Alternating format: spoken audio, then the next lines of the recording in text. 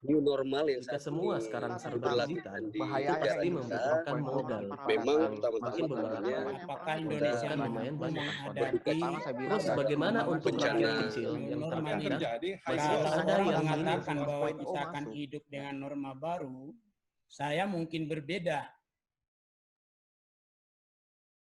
Jadi moderator kita pada sore hari ini bernama Fauzan Alif Anwar.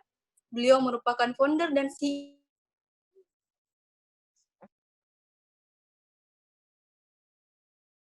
dan tahun 2019. Adapun prestasi-prestasi yang telah dicapai yaitu juara 1 National Business Plan Competition yang dilaksanakan di Universitas Airlangga pada tahun 2018, kemudian menjadi juara 2 National Business Plan Competition, Management Entrepreneurship Competition yang dilaksanakan di Universitas Bosowa pada tahun 2018, kemudian menjadi finalis Pekan Ilmiah Mahasiswa Nasional PIMNAS ke-32 Universitas Udayana Bali. Baik, untuk mengefisiensikan waktu, saya langsung saja persilakan kepada moderator untuk mengambil alih acara. Silakan. Baik, bismillahirrahmanirrahim. Assalamualaikum warahmatullahi wabarakatuh. Dan selamat siang kepada teman-teman yang beberapa waktunya berbeda. Dan selamat sore kepada teman-teman yang zona waktunya sama.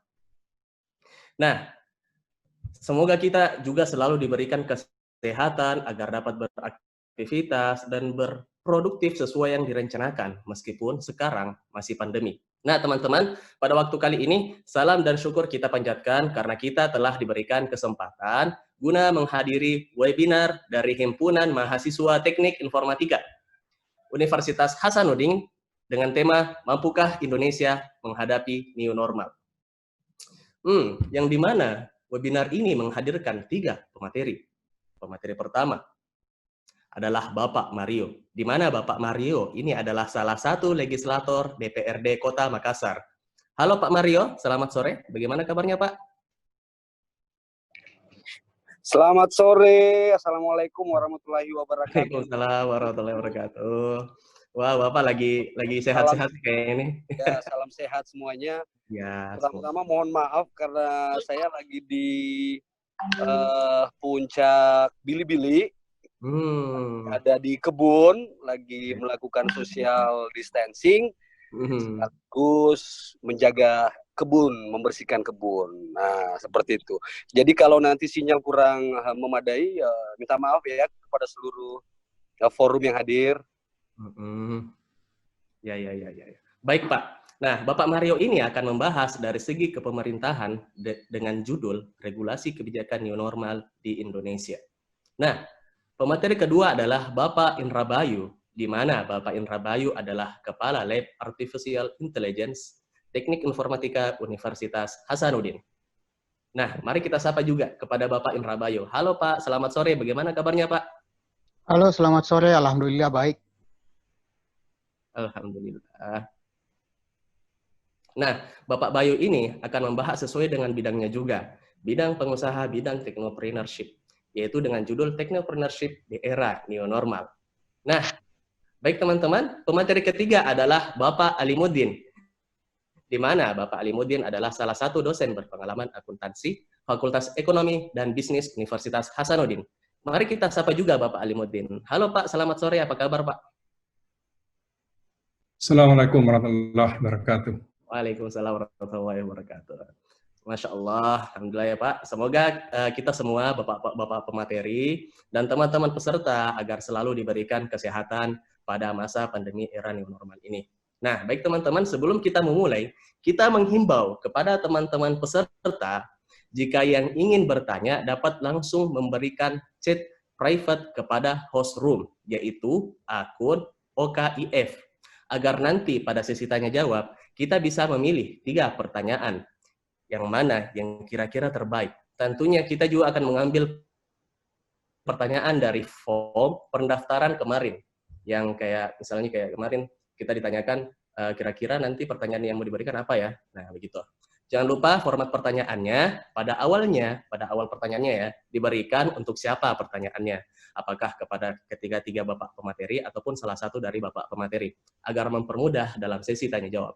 Nah, baik teman-teman, untuk mempersingkat dan mengefisienkan waktu, Waktu dan kesempatan kami berikan kepada pemateri pertama, Bapak Mario. Silakan, Pak.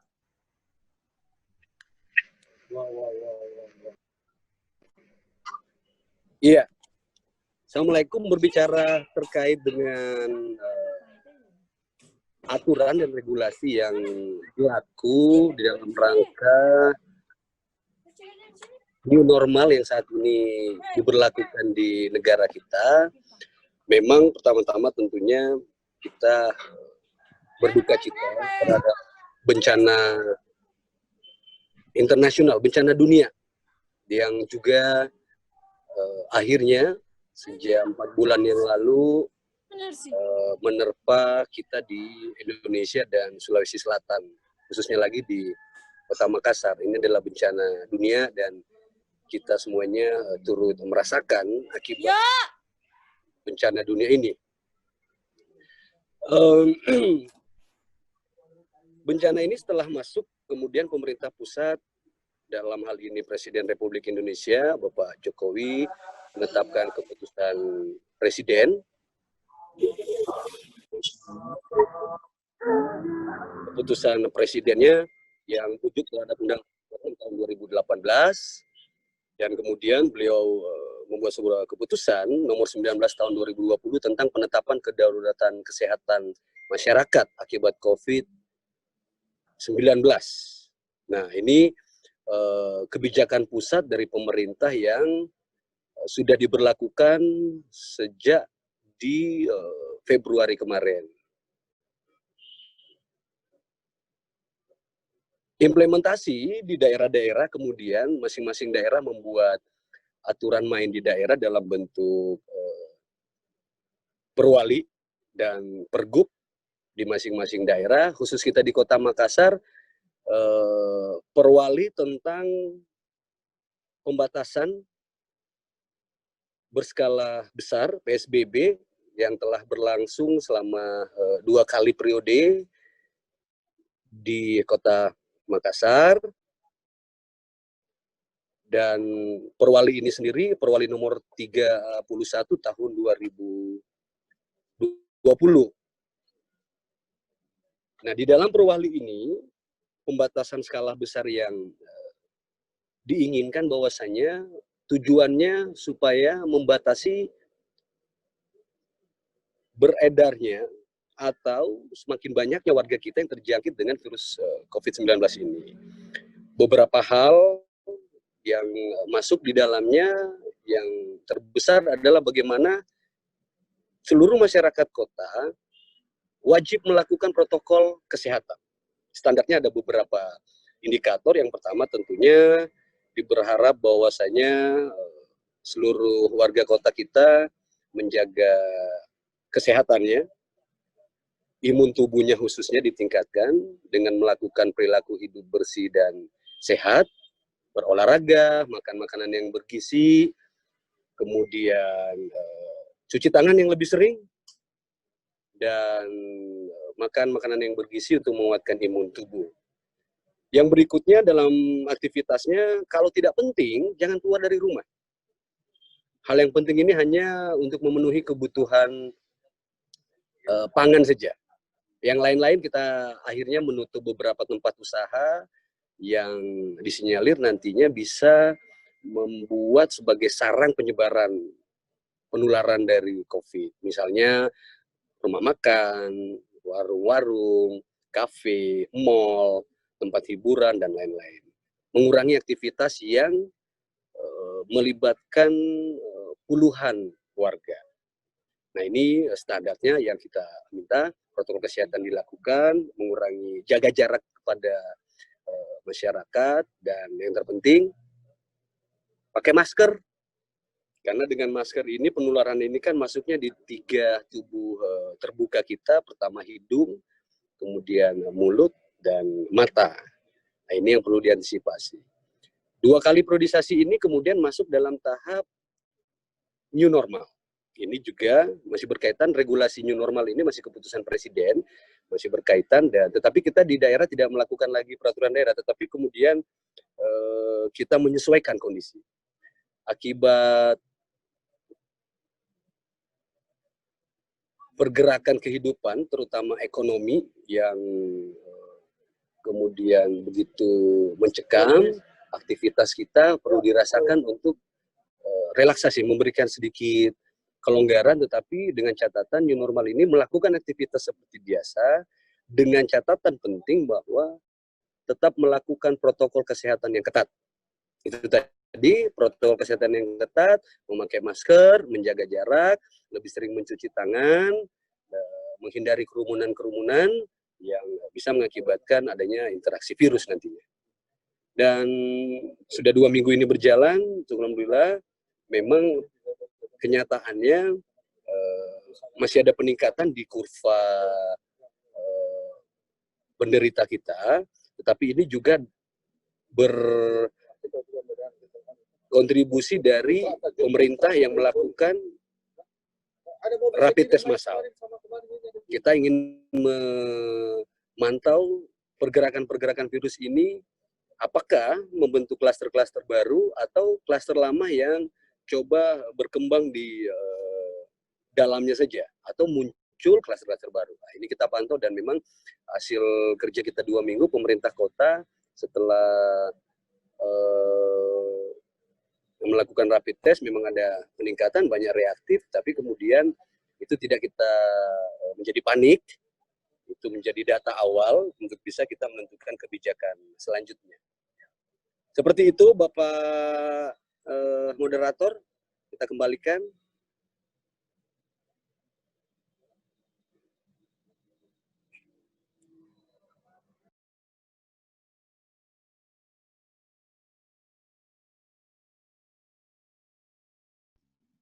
Oke, baik Pak Mario David.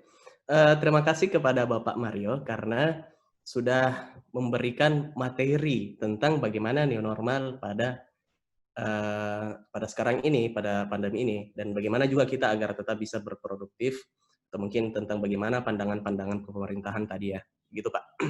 Nah, baik teman-teman, sebelum kita memasuki kepada pemateri kedua, Bapak Indra Bayu mengenai technopreneurship, saya moderator mengingatkan kembali kepada teman-teman agar tetap menyimak kepada webinar kali ini karena pada sesi akhir nanti ada sesi tanya jawab dan teman-teman memberikan pertanyaan kepada akun host room ini. Nah, untuk mengefisienkan waktu, kita akan memberikan kesempatan kepada Bapak Indra Bayu. Waktu dan kesempatan kami persilahkan, Pak. Baik, terima kasih Saudara Moderator. Salam buat semua teman-teman, terutama kepada para narasumber kita yang lain, termasuk Pak Mario, anggota legislatif kita di Makassar, dan tentu saja kolega saya Pak Jamaluddin ya, dari Fakultas Ekonomi. Saya mau share PowerPoint ya, moderator ya. Saya share screen. Oke, apakah PowerPoint saya sudah terlihat? Sudah terlihat, Pak. Baik, saya mulai aja ya. Ini bukan kuliah loh ya, tapi lebih ke apa ya, membuka wawasan teman-teman semua, terutama tentang topik saya yang dipercayakan oleh panitia, yaitu gimana sih itu technopreneurship ya. Di era new normal nanti ini kira-kira technopreneurship gimana tuh? Ada peluang nggak ya? Atau what should I do with this? Nah, new normal. Karena kita nggak boleh KO, ya namanya hidup ya harus beradaptasi terus, that's life kan. Nah, sebelumnya ini salah satu ini saya Pak, profil saya dulu di project di Kanada selama 5 tahun jadi project coordinator. Saya sudah mengajar technopreneurship selama 10 tahun kurang lebih. Dulu saya adalah kepala external division dari UPKB, Unit Pengembangan Kewirausahaan Bisnisnya UNAS, serta saat ini saya terdaftar sebagai coach practitioner di Top Coach Indonesia. Dan saya juga staf ahli di lembaga inkubatornya perindustrian di Sulawesi Selatan, khususnya terkait dengan industri 4.0. Nah, sekarang saya akan kasih dulu intronya technopreneurship itu apa sih segitu loh. Nah, sebelum kita betul-betul masuk ke new normalnya, perlu kayaknya saya jelasin dulu. Boro-boro kita bicara new normal, jangan-jangan bisnisnya aja Anda sudah belepotan gitu loh. Jangan sampai startingnya aja sudah salah. Karena saya mengasumsi bahwa sekarang teman-teman ini yang audience kita adalah para audience yang ingin melakukan startup ya. Startup di bidang entrepreneurship. Saya berasumsi seperti itu aja. Jadi saya mulai tentang entrepreneurship itu seperti apa dengan hasil survei kita selama di project 5 tahun itu. Salah satunya adalah top 20 reasons why startup fail. Kenapa 20 alasan terbesar sehingga startup kita itu gagal. Salah satunya adalah selalu membuat brand atau selalu membuat produk atau jasa yang sama sekali tidak ada kebutuhan dari market. Itu namanya sinting tuh. Ya aneh aja, maksudnya ngapain lu jualan sesuatu yang orang nggak butuh gitu. Hasil imajinasi, hasil angan-angan atau hasil obsesi itu sangat berbahaya. Makanya kadang-kadang kita lakukan survei sebelum kita menjual gitu. Terus yang kedua itu adalah rent out of cash. Nah, pada saat misalnya kalau kayak di UNAS itu ada PMW di beberapa kampus ya di Indonesia ada program PMW namanya. Itu dana dikasih tuh sama negara, dipakai langsung untuk yang konsumtif, misal pakai beli HP atau jangan sampai langsung nyewa kontrakan di ruko misalnya, ya langsung habis lah. Ya, rent out of cash itu pasti. Terus yang paling sering juga adalah not direct team. Makanya 3 hal yang paling atas ini saya pilih. Anda bikin startup, jadi foundernya sama co-foundernya itu nggak kompak aja kali. Karena kadang-kadang memilih pasangan tim itu bukan dalam bisnis, itu tidak sama dengan memilih teman dalam konteks bergaul, nggak sama. Ya. Nah, sehingga hasil monitoring dan evaluasi kita selama 5 tahun di project Sulawesi Economy Development Strategies dari 8 kampus yang terlibat, ada 3 hal. Yaitu pertama, semua startup harus mulai dengan BMC sendiri, Business Model Canvas. Saya enggak di sini untuk menjelaskan Business Model Canvas, cuma beberapa poin saja. Terus brand color itu adalah salah satu teknik untuk menentukan bagaimana menentukan tim itu harusnya bagaimana sih warna otak orang-orang yang di dalam tim itu. Karena kalau bukan berarti kalau saya sering jalan sama Mas Fausan, terus saya sering jalan sama Ani, sama Fatima, kebetulan wah ini saya udah cocok nih sama 3 orang ini. Saya bikin startup aja deh sama yang 3 ini karena sudah sehati kita. Oh belum tentu. Biasanya orang yang sehati justru warna otaknya sama, yang mana pada saat terjun untuk tim nanti itu malah tidak kompak, malah bisa terjadi konflik. Yang paling penting adalah harus ada coach, ya. Jadi harus ada coach. Mau usaha yang sudah mapan pun sekarang masih pakai coach kok kadang-kadang. Apalagi sekarang di kasus seperti pandemi ini, perusahaan pada terjun bebas semua. Itu mereka banyak yang ke coach untuk mencari strategi bagaimana sih seharusnya nih untuk kita bisa lepas dari pandemi ini gitu loh. Karena hampir semua aspek yang kena. Nah, dari bisnis model Canvas itu sendiri ada 3 poin. Ada 3 poin saya sudah kasih lingkaran dengan kasus new normal kita. Kasus new normal kita nomor 1 pasti value proposition. Saya tidak ambil semua ya. Ini di sini ada berapa nih? Ada 9 ya. Saya nggak bisa bahas semua karena topik saya lebih ke era new normalnya dengan teknologinya. Nanti mungkin di kesempatan lain kalau memang ingin membahas tentang ini saya bisa jelaskan.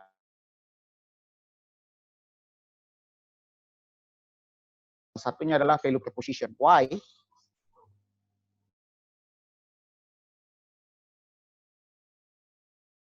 Atau nilai jual yang paling pantas untuk marketnya Anda gitu loh. Nah terus market saya di new normal apa ya? Satu, yang paling bagus itu adalah orang-orang paranoid sekali itu. Kan sekarang banyak yang paranoid loh. Itu harus Anda manfaatkan dengan baik. Di new normal kita social distance, tidak boleh berdekatan satu. Nanti saya kasih lihat semua teknologinya yang sudah keluar. Terus kita tidak boleh berada dalam satu ruangan dengan jarak dekat. Betul ya? Tidak boleh bersalaman, bahkan semuanya diusahakan semuanya serba daring.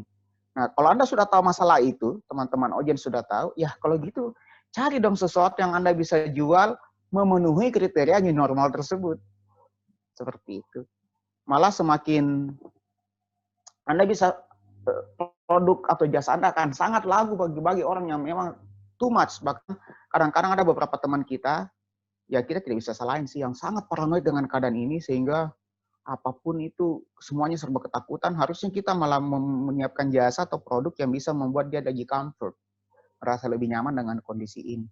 Nah dengan IT, sangat bisa. Kenapa? Karena kita konsep physical distance, ya dari dulu kita udah belajar kan di informatika, bagaimana supaya physical distance itu bisa jalan. Gitu. Emang kita pakai jaringan internet kok. otomatis physical distance lah. Nah, terus dari sisi customers, maka kita sudah tahu customer kita adalah orang itu tadi, orang-orang yang paranoid, orang-orang yang sedang bukan cuma paranoid, orang yang menjaga kesehatan, ya, memang orang yang tinggi kesadarannya, pendidikan tinggi, betul-betul paham bahwa COVID ini sangat berbahaya, ya. Jadi itu semua customer kita, orang yang tidak mau bersentuhan, orang yang ingin selalu berjaraknya aman, orang ingin mencari comfort zone. Kalau dia ke suatu daerah dia merasa pasti aman, tidak mungkin kena COVID. Itu semua adalah customer Anda. Nah, yang paling penting adalah channelnya. Biasanya channel itu kita bisa langsung direct selling. Sekarang susah loh. Sekarang sudah susah direct selling. Nah, makanya sekarang channel baru kita di era new normal ini adalah sangat mengandalkan pemanfaatan sosial media, pemanfaatan elektronika digital. Nah, itu 3 hal yang di bisnis model Canvas yang pasti sangat berbeda dengan adanya era new normal ini. Ada apa dengan new normal? New normalnya sudah bilang tadi tidak boleh salaman, ya. Tadi Pak Mario sudah bilang harus selalu cuci tangan lah, harus pakai masker kalau keluar. Ya normal yang baru bagi kita, normal yang dulu dianggap tidak normal malah. Kalau dulu kita belum ada COVID terus pakai masker, paling dibilang ini orang lagi sakit apa ya? Jangan-jangan lagi kena TBC nih misalnya kan. Nah, kalau sekarang Anda tidak pakai masker malah Anda lebih ditatap sadis. Ini orang betul-betul nggak ada sekolahnya nih. Ya kan, kebalikan. Jadi new normal seperti itu. Nah, sekarang new normal seperti itu. Jadi bawa meja-meja kalau di resto atau di hotel harus punya jarak. Pokoknya semua hal itu harus kita penuhi baru dikatakan yang masuk dalam kategori new normal. Nah, sekarang di bidang entrepreneurship, apa dong teknologinya supaya kondisi new normal ini bisa terpenuhi? Oh, banyak banget. Di sini sekarang saya cuma bisa kasih lihat Anda contoh-contoh sederhana. Itulah sebabnya saya bilang teman-teman dari informatika, teman dari electrical, mechanical yang kalau bisa berkolaborasi, Anda akan bisa menghasilkan produk-produk yang siap diserap masyarakat dengan kondisi kita saat ini. Saya sudah pernah baca berita bahwa ada kemungkinan kasus COVID ini, pandemik ini tidak akan berakhir dalam waktu dekat. Walaupun akhirnya dia selesai tahun depan, belum tentu dia selesai beberapa tahun ke belakang karena manusia sudah kadung mempunyai new normal. Kita sudah terbentuk new normal yang baru itu, jadi ya susah. Pasti kita harus siap-siap aja. Nah, menurut Menko, tahun 2020 ini barusan saya ikut webinarnya kemarin atau kemarin dulu ya. Pak Menko bilang ada beberapa sektor yang terkena pandemi COVID-19 ini, Anda bisa lihat, yang paling warning adalah pariwisata. Ya, siapa yang mau pergi wisata sekarang? Ya kan? Sangat riskan semuanya. Bahkan di Bali katanya sampai ada ratusan hotel yang dijual itu. Terus bidang konstruksi ya sama. Terus transportasi iya sama juga. Saya baca majalah Forbes, kemungkinan transportasi kita tidak akan pernah sama lagi seperti dulu. Pertambangan ya, termasuk finance. Finance sekarang kan itu sampai bunga deposito aja udah turun loh. Karena semuanya kena impact. Yang satu-satunya yang netral itu adalah usaha UKM dan pertanian yang netral. UKM ini ada 2, bisa jadi masalah di pandemik ini. Yang kalau dia tidak cerdas, minta maaf saya pakai kata tidak cerdas, atau bisa juga dia malah jadi potential winners, malah dia bisa survive kalau seandainya dia bisa punya celah. Selalu ada prinsip begini guys, prinsipnya adalah setiap tantangan, ya, kalau seandainya Anda cuma bisa menyelesaikan sesuatu, membangun sesuatu karena ada peluang, itu sih biasa-biasa aja. Tapi yang jauh lebih dahsyat adalah jika Anda bisa merubah tantangan menjadi peluang. Itu baru namanya real entrepreneur. Tantangan, mengubah masalah, mengubah batu cadas menjadi peluang untuk profit Anda. Itu baru entrepreneur, ya. Jadi kalau saya bilang bukan di zona hijau ini Anda main. Kalau kayak tekstil sekarang ini lagi booming ya, iya pada bikin APD kali, pada bikin masker, ya. Makanya lagi booming sekali. Kimia farma iya, antiseptik, disinfektan dan kawan-kawan. Makanan dan minuman iya jadi booming karena orang kepada khawatir dengan makanan dan minuman. Elektronik sudah pasti, ya. Kenapa? Karena sekarang ya kita semuanya berbasis gadget, termasuk jasa telekomunikasi. Terus kalau gitu pertanyaannya, kalau gitu Pak Bayu kita mainnya di hijau aja kali ya? Oh jangan, justru saya bilang kita mainnya di merah ini. Kita mainnya di merah yang sudah ditutup, yang kemungkinan besar banyak yang bangkrut apa dan sebagainya karena kondisi pandemik ini, karena kondisi new normal. Malah Anda harusnya masuk situ sebagai orang entrepreneur, yaitu mengubah tantangan menjadi peluang. Mengubah batu cadas, mengubah bencana menjadi peluang yang bisa menghasilkan profit buat Anda. Kenapa? Anda bisa mengubah dengan teknologi, keadaan yang tidak nyaman itu menjadi sesuatu yang nyaman. Keadaan yang tidak aman itu menjadi sesuatu yang aman. Disitulah perannya teknologi. Nah, contohnya satu. Di Google sekarang sudah ada namanya SODAR. Kayaknya SODAR ini kepanjangan dari sonar radar deh. Jadi kalau Anda di informatika seharusnya sudah familiar dengan augmented reality. Itu kalau Anda install aplikasi ini harus pakai Google Chrome ya. Yang namanya juga Google Chrome itu buatannya Google dan SODAR buatan Google. Memang nggak akan jalan di platform browser yang lain. Sehingga kita langsung bisa tahu social distance jalan. Kan tadi udah bilang new normal adalah social distance. Pak Mario udah bilang tadi, social distance pokoknya. Nah sekarang untuk mengetahui, kita udah masuk zona aman enggak ya? Jangan sampai kita berdekatan sama orang, jaraknya sudah 8 cm, sudah 1 meter, kita nggak sadar. Jadi dia bikin alat yang dengan augmented reality, Anda tinggal install aplikasi mobile-nya, begitu jalakan, langsung kelihatan, oh orang ini nih, zonanya, jangan sampai dia masuk dekat daerah putih. Kalau dia masuk ke daerah putih, artinya dia sudah masuk 2 meter, dan itu sudah tidak aman bagi kita. Kedengarannya sepele ya aplikasinya ya, kedengaran sekali aplikasinya, teknologinya sangat trivial. Tapi bagi orang-orang, beberapa teman kita yang sangat khawatir dengan COVID ini akan sangat bermanfaat. Dan percaya deh, yang orang yang sangat khawatir dengan COVID ini, ya, sangat banyak. Sangat banyak. Jadi kalau Anda yang pembuatnya ini aplikasi, harusnya Anda langsung sudah tahu. Lihat aja tuh Zoom, yang sekarang kita pakai. Dulu Zoom nggak sebanyak ini. Sekarang karena begitu pandemik langsung gila dia punya profit sampai ratusan kali, ribuan kali lipat dia punya profit. Ya gara-gara kenapa? Keputusan adalah work from home, school from home, everything from home. It means mau nggak mau lo pakai Zoom. Selesai udah. Ya seperti itu. Terus teknologi lain akibat COVID-19 adalah salah satunya adalah park drones atau drone yang bisa berkelana sampai tempat jauh. Ini DNL sudah pakai nih. Jadi awalnya kan ini untuk kepulauan, daerah-daerah yang sulit dijangkau, misalnya pulau yang banyak daerahnya sulit untuk, ya di luar itu ada banyak rumah-rumah. Kalau Anda biasa nonton film tuh ya, rumah-rumah mereka itu kadang-kadang terpencil banget gitu ya. Terus susah dicapai dengan mobil, kendaraan dan sebagainya. Nah, jadi dimanfaatkan drone untuk mengantarkan paket.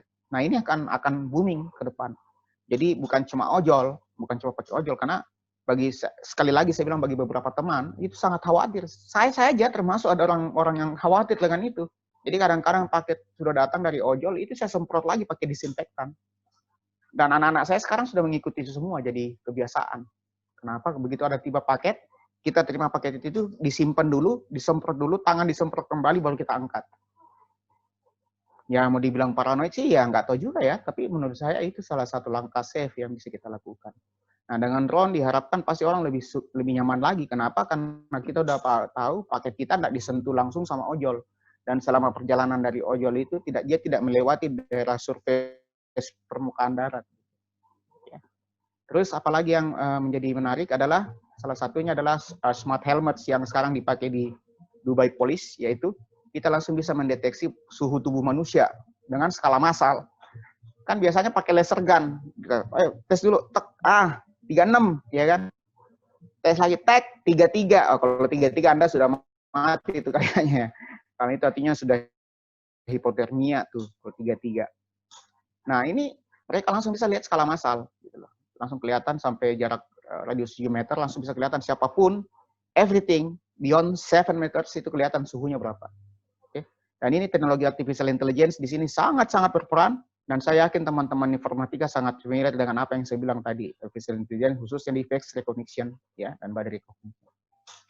Ini adalah salah satu drone sensor dan disinfektan ya yang sekarang dipakai di Cina. Jadi sengaja diterbangkan untuk spray disinfektan salah satunya. Yang kedua adalah untuk memungkinkan announcer. Jadi polisi langsung bisa lihat kalau ada kerumunan, bos, jangan pada ngumpul dong di situ. Bubar. Nggak boleh, ini lagi new normal, ini lagi PSBB, ngapain lu juga lu kumpul-kumpul, ya kan? Atau dia jalan nggak pakai masker, langsung bisa ketegur. Nah, drone yang ikuti dia gitu, seperti itu. Kan nggak mungkin kita bisa cover semua kalau kita nggak pakai drone, ya. Ini salah satunya. Nah, bahkan idenya, kalau saya tantang Anda, teman-teman informatika, teman-teman dari bidang teknologi, kenapa nggak sekalian drone-nya dipasangi sensor suhu? Jadi, yang tadi kan helm tuh, helm kan itu surface gitu loh. Kalau drone, maka otomatis dia akan lebih banyak mencapai massa. Dia bisa scale-nya sampai, tadi kan cuma 7 meter, scale-nya kalau drone bisa 20 kali 20 meter. mendingan kita pasang aja sensor suhu di drone 20 kali 20 meter itu. Bayangkan aja berapa langsung manusia yang bisa langsung kedetek berapa suhunya. Lebih efisien dan ya tidak capek. Kalau tadi polisi Dubai paling itu dia berdiri di mall-mall itu. Di mall-mall aja depan mall. Kalau drone dia bisa jalan, sepanjang jalan aja terus dia lihat suhu sepanjang jalan orang-orang di skala 20 kali 20 meter itu ada siapa saja yang badannya di atas 37,5. AI robots. Ya, kenapa saya bilang AI robots? Robotsnya nggak akan jadi apa-apa kalau tidak ada artificial intelligence-nya. Bukan karena saya dari artificial intelligence ya, this is fact. Silakan aja Anda baca di Google, semua robot-robot ini robot suster ya, robot suster yang bawa obat di Cina yang bawa obat ke pasien. Karena dikhawatirkan kalau seandainya kita yang bawa obat selalu keluar masuk ke kamar pasien yang kena COVID, jangan-jangan kita bisa kena dan terus terang kita harus pakai APD terus. Nah, caranya sekarang robotnya yang bawa obat gitu loh, supaya nggak perlu pakai APD. Termasuk juga sekarang ke depan, karena new normal, maka barista-barista, pemesanan apa semua dan sebagainya, kita rasa lebih nyaman kalau robot yang bikin semua makanan kita, termasuk kita punya kopi. Ya, ini sekarang permintaannya, kasih tahu aja, bikin ini dong. Sekarang kamu bikin kopi mocha latte. Nah, dia langsung dia campur mokanya, dia campur latte-nya, dia campur kopinya, semua tata keluar langsung set. Silakan disajikan. Ini semua adalah model-model teknologi new normal yang akan jalan, dan kalau seandainya Anda tidak manfaatkan, ya sayang aja. Padahal karena ini ilmu Anda, sayang aja kalau seandainya Anda tidak pakai untuk menjadikan profit. Ini salah satu contoh pemanfaatan drone untuk yang tadi saya bilang, kita dari atas, itu langsung bisa face recognition. Ini salah satu teknologi yang kami ciptakan untuk anti terorisme sebenarnya. Jadi kami ciptakan suatu sensor suatu sistem pendeteksi wajah anti terorisme. Jadi kalau seandainya ada suspek yang kita tahu bahwa dia adalah dicari sama Densus 88, jadi kita tinggal terbangkan drone, maka langsung ketahuan, oh ini ada suspek nih, oh ini orang, oh ini bahaya nih. Nah ini sekarang saya bagi 3 gambar, kelihatan bahwa gambar asli di atas, yang kiri yang hitam ini adalah bagaimana memisahkan antara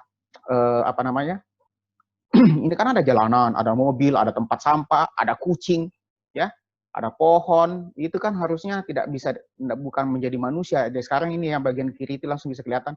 Oh, yang mana sih manusia? Nah, gitu loh, itu aja. Terus yang bagian kanan langsung kita bisa deteksi yang mana muka dari orang yang kita suspek tergantung dari database kita yang ada di big data.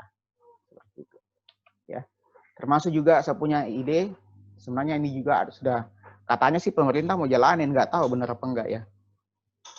Bagus juga itu Bluetooth AI enabling. Maksudnya gini loh. Kita kan tidak tahu kita berdekatan dengan siapa saja dalam satu hari. Anggaplah new normal sudah jalan. New normal sudah jalan, otomatis kita udah masuk kantor. Saya udah masuk ngajar. Saya nggak tahu di sepanjang jalan, bahkan di kantor, di kampus saya nanti itu saya berdekatan dengan siapa saja. Dan pasti saya akan lupa. Misalnya 1 hari, 2 hari, 3 hari. Ingat, masa inkubasi virus ini tidak langsung kena, belum tentu kena. Ada sih yang langsung kena, tapi ada juga yang butuh 1 minggu, 8 hari, bahkan 10 hari baru kelihatan simptomnya, ya, atau bahkan OTG malah. Nah sekarang kita kan nggak tahu, 10 hari yang lalu, 1 minggu yang lalu saya dekatan sama siapa. Sehingga dengan aplikasi ini salah satu ide saya, katanya saya pernah baca di koran, katanya pemerintah mau bikin, nggak tahu jadi apa enggak. Ini tantangan buat Anda semua orang informatika gitu loh. Bikin aja, ini kan sederhana, tinggal pakai gadget aja nih. Lumayan, langsung pasti banyak yang beli nih. Jadi Bluetooth-nya dinyalakan, otomatis dari MAC address kita, kan MAC address itu unik. Setiap pabrikan HP itu sangat unik, tidak ada sama satupun HP di dunia ini yang sama MAC address-nya. Karena itu adalah physical address fisik yang langsung dibuat sama satu pabrik. Jadi kodenya dalam hexa itu sudah kelihatan siapa pabriknya, dari negara mana, apa, dan seterusnya, nomor serinya apa. Jadi nggak mungkin ada satupun gadget yang sama di dunia ini MAC address-nya. Sehingga bisa kelihatan. Oh, kenapa kita pakai Bluetooth? Karena Bluetooth jaraknya 10-15 meter. Kalau jaraknya sampai 1 kilo, ya ngapain juga Anda mau detect? Ngapain? Iya kan? Anda kan tidak butuh tahu itu. Yang Anda butuh tahu siapa sih yang dekat saya selama 2 minggu terakhir. Sehingga kalau seandainya ada kejadian, wah, Fatima nih kena nih. Maaf ya, si Fatima kena.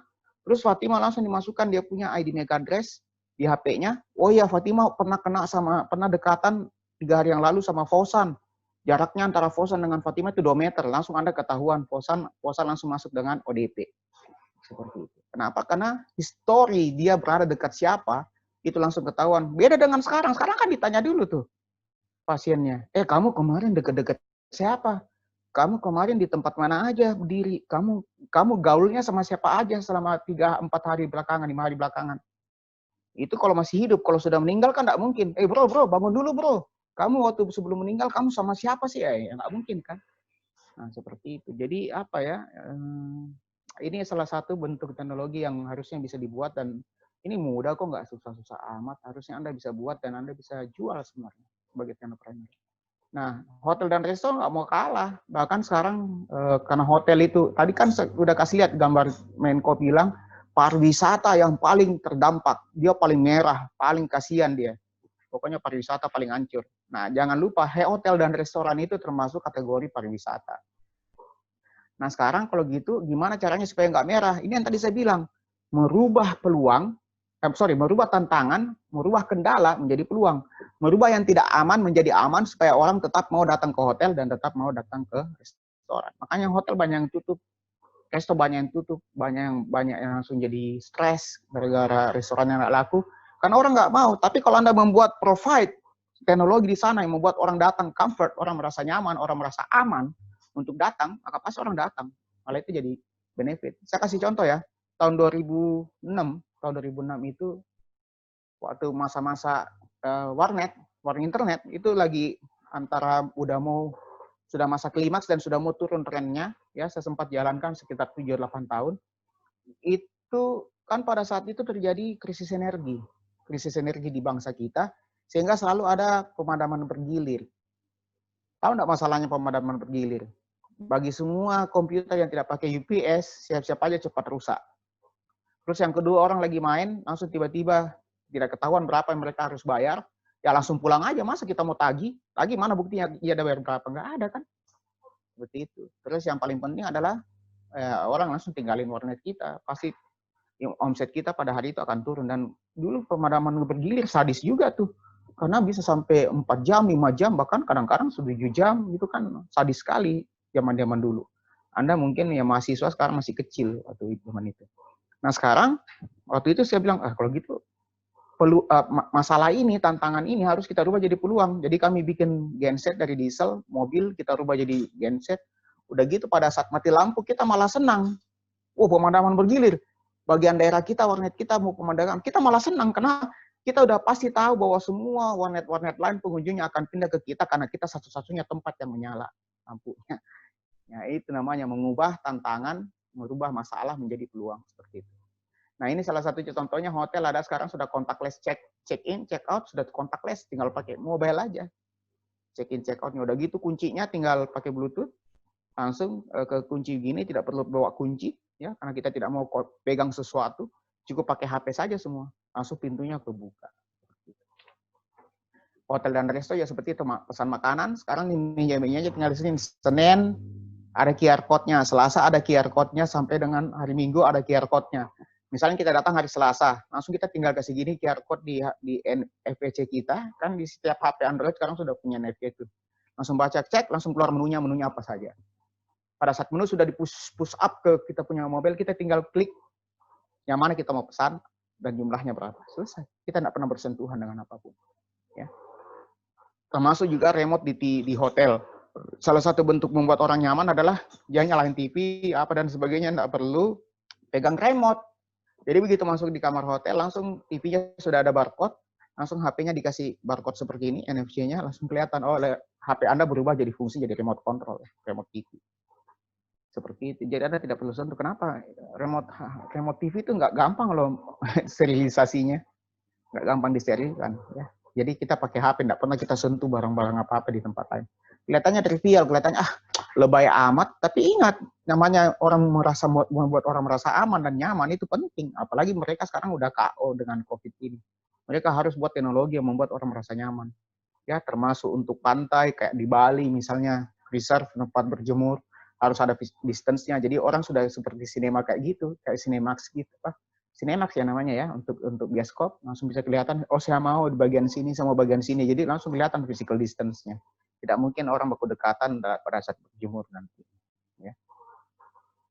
6 teknologis yang menurut Steve Brown akan menggila di COVID pandemi ini, termasuk di masa industri 4.0 adalah satu artificial intelligence. Saya sudah bilang tadi ya, artificial intelligence tidak bisa tidak. Tadi semua teknologi yang saya perlihatkan kepada Anda, hampir tidak ada satupun teknologi yang tidak pakai artificial intelligence. Yang kedua adalah blockchain. Semua perusahaan nanti akan pakai blockchain. Jadi Anda harus bikin aplikasi di bidang teknopreneur, pokoknya yang bisa melakukan sistem transaksi, sistem pembayaran, sistem apapun itu yang pakai blockchain, yang otomatis, sehingga cloud computingnya jalan. Gitu. Terus IoT sensor pasti akan kepake juga. Kenapa? Karena semua orang tidak mau sentuh apa-apa. Mereka maunya semua sistemnya jalannya otomatis, sensornya jalan otomatis, pompa airnya jalan otomatis, kalau perlu mobilnya jalan otomatis, semuanya jalan otomatis. Ya tidak ada sesuatu pagarnya terbuka otomatis, pokoknya tidak ada sesuatu yang disentuh. Dia turun dari mobil tanpa menyentuh apapun. Termasuk autonomous machine. Sekarang autonomous machine sudah banyak ya, tidak pakai supir, tidak pakai apa, pokoknya semua jalan. Termasuk tadi robot AI yang saya kasih lihat, barista yang tidak pakai orang gitu loh. Ya, itu semuanya akan jalan di salah satu dalam teknologi di era new normal ini. Augmented reality, saya rasa ada mata kuliah Anda ini, yaitu dengan kita tidak perlu menyentuh produk langsung ketahuan, oh produk ini sudah mau expire, kita cukup masuk di storehouse kita, warehouse kita, langsung kelihatan produk, oh jaraknya sekitar 12 meter, ini setiap produk susunannya seperti ini, bahkan ketahuan berapa, kapan dia harus dijemput, kapan harus dibawa, toko mana yang mau ambil, dan seterusnya. Dengan augmented reality, kita langsung bisa tahu produk-produk itu, tanpa menyentuh box-nya. Ya. Dan jangan lupa yang terakhir, 6 teknologi yang pasti tidak bisa tidak adalah 5G dan satellite constellation. Dengan adanya 5G, selesai sudah kita punya masalah bandwidth. Kalau kita pakai 5G ini semuanya teman-teman audience, kalau perlu kasih nyala semua videonya, semuanya akan aman. Kenapa? Karena kecepatannya sudah tinggi. Kalau sekarang ini kita main hemat-hemat aja, kalau pas udah bandwidth kelihatan udah jelek, data rate mulai jelek, ya kita harus matiin video atau dan seterusnya, bahkan kadang-kadang pakai chat aja. Ya, jadi yang saya mau bilang adalah change is not a threat, ya. Jadi perubahan itu bukan suatu ancaman. Malah it is an opportunity bagi kita seorang pengusaha. Jadi jangan anggap new normal ini sebagai masalah.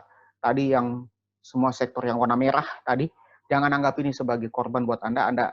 Sebaiknya Anda yang memanfaatkan teknologi untuk bisa survive, gitu lah. Survive dari masalah itu dan melakukan transformasi sehingga Anda kembali sukses seperti sedia kala. Kenapa?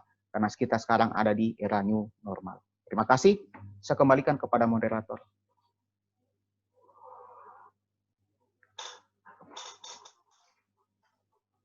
Saudara moderator.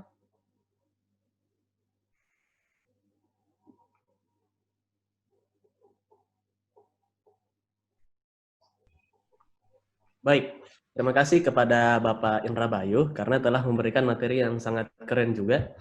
Masya Allah, banyak sekali hal-hal baru yang saya pribadi tuh baru didapatkan sekarang, Pak. Dan sekarang untuk mempersingkat waktu dan kesempatan kami berikan kepada Bapak Alimuddin. Persilakan, Pak. Kami persilakan.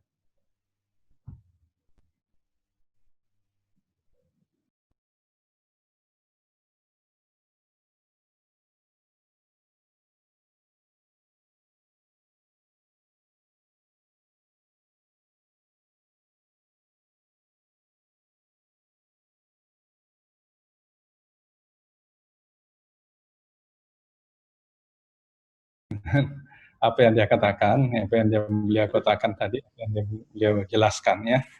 Tapi baik, pertama-tama saya juga mengucapkan banyak terima kasih atas pemberian kesempatan kepada saya untuk sumbang saran sedikit tentang bagaimana sih kita menghadapi new normal ini. Ya. Didengar suara saya? Baik. Baik.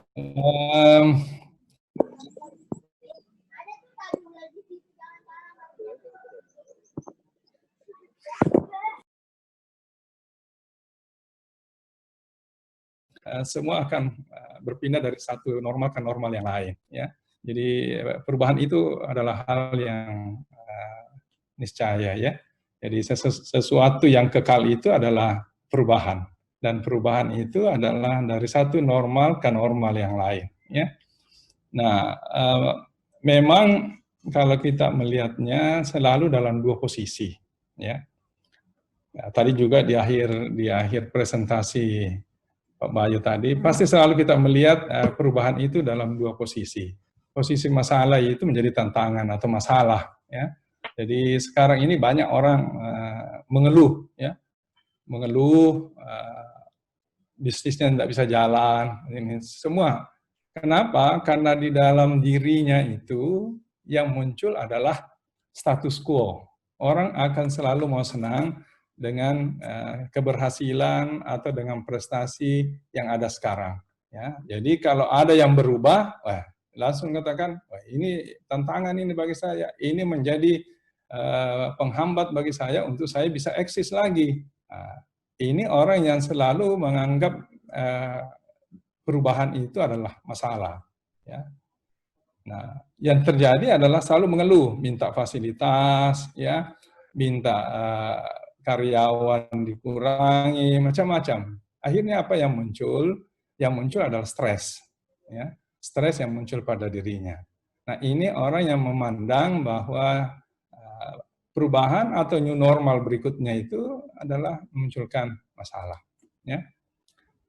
Tetapi ada pihak lain yang ini biasanya adalah entrepreneur, ya, yang tadi adalah techno entrepreneur, adalah masalah yang muncul atau perubahan yang ada itu dianggap adalah satu tantangan, ya, satu tantangan yang menciptakan satu peluang, ya. Nah, karena dia menganggap bahwa mau tidak mau selalu akan kita berhadapan dengan perubahan. Ya. Kalau dalam bahasa agamanya itu adalah sunnatullah, ya, artinya hidup ini akan selalu kita berhadapan dengan perubahan.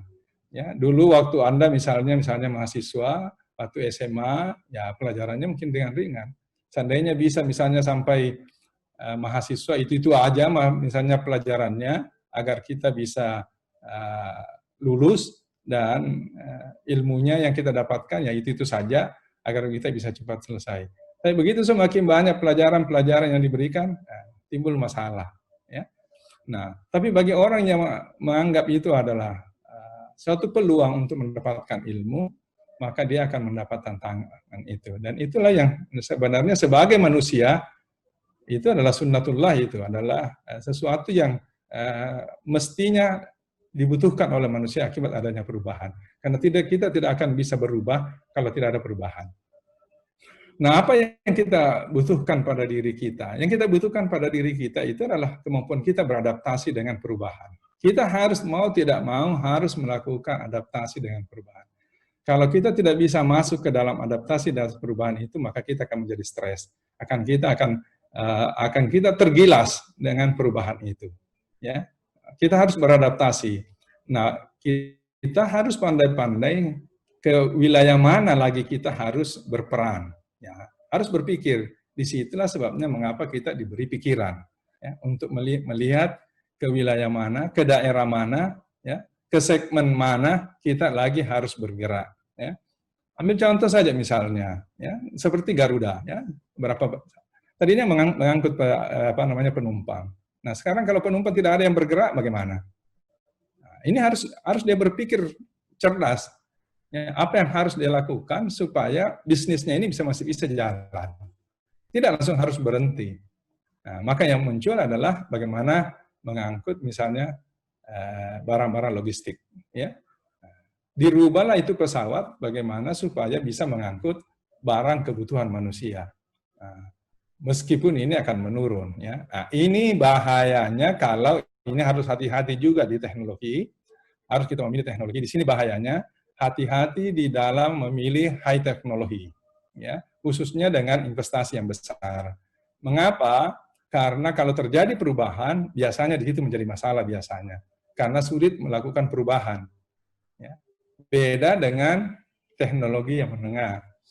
Kalau sesuatu itu sudah diciptakan hanya untuk satu spesifikasi produk, tiba-tiba produk itu tidak dibutuhkan, ya maka hancurlah kita. Contoh, misalnya kita lihat Traveloka sekarang. Ya, dia hanya melayani misalnya adalah penerbangan. Yang kedua hotel. Tiba-tiba itu tidak ada, ya mau diapakan dia punya teknologi, investasi yang begitu besar, ya, itu harus dipikirkan.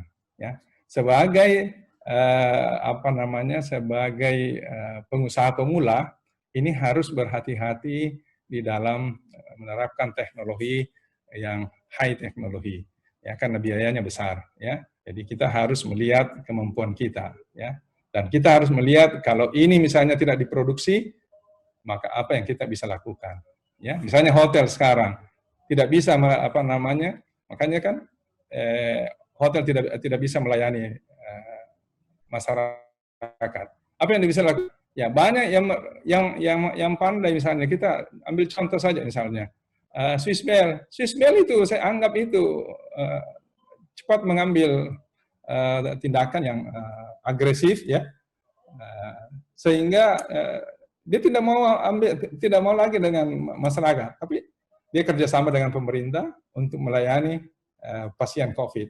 Nah, itu kan menarik, artinya tetap pemasukan akan ada, sementara yang lain idle capacity, ya.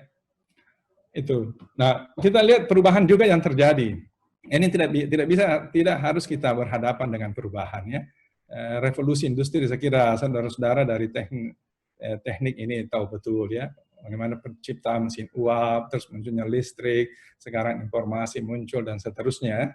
Sampai sekarang apa namanya, revolusi industri keempat, bahkan di Jepang itu sudah menjadi kelima, ya. Nah, ini ada perubahan-perubahan dan kita harus bisa beradaptasi dengan itu. Saya ambil contoh juga di pertanian, ya. Mungkin ada beberapa di antara kita di sini biasa melihat pertanian, ya. Bagaimana petani? Dulu petani-petani itu kalau misalnya memanen, ya itu kan menggunakan sangat tradisional, ani-ani, kemudian pakai sabit, kemudian setelah itu apa yang terjadi? High cost, ya.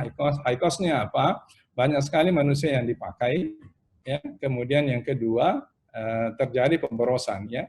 Sebagian dari hasil produksinya itu, ya, berupa gabah itu terbuang, ya, tidak bisa diolah.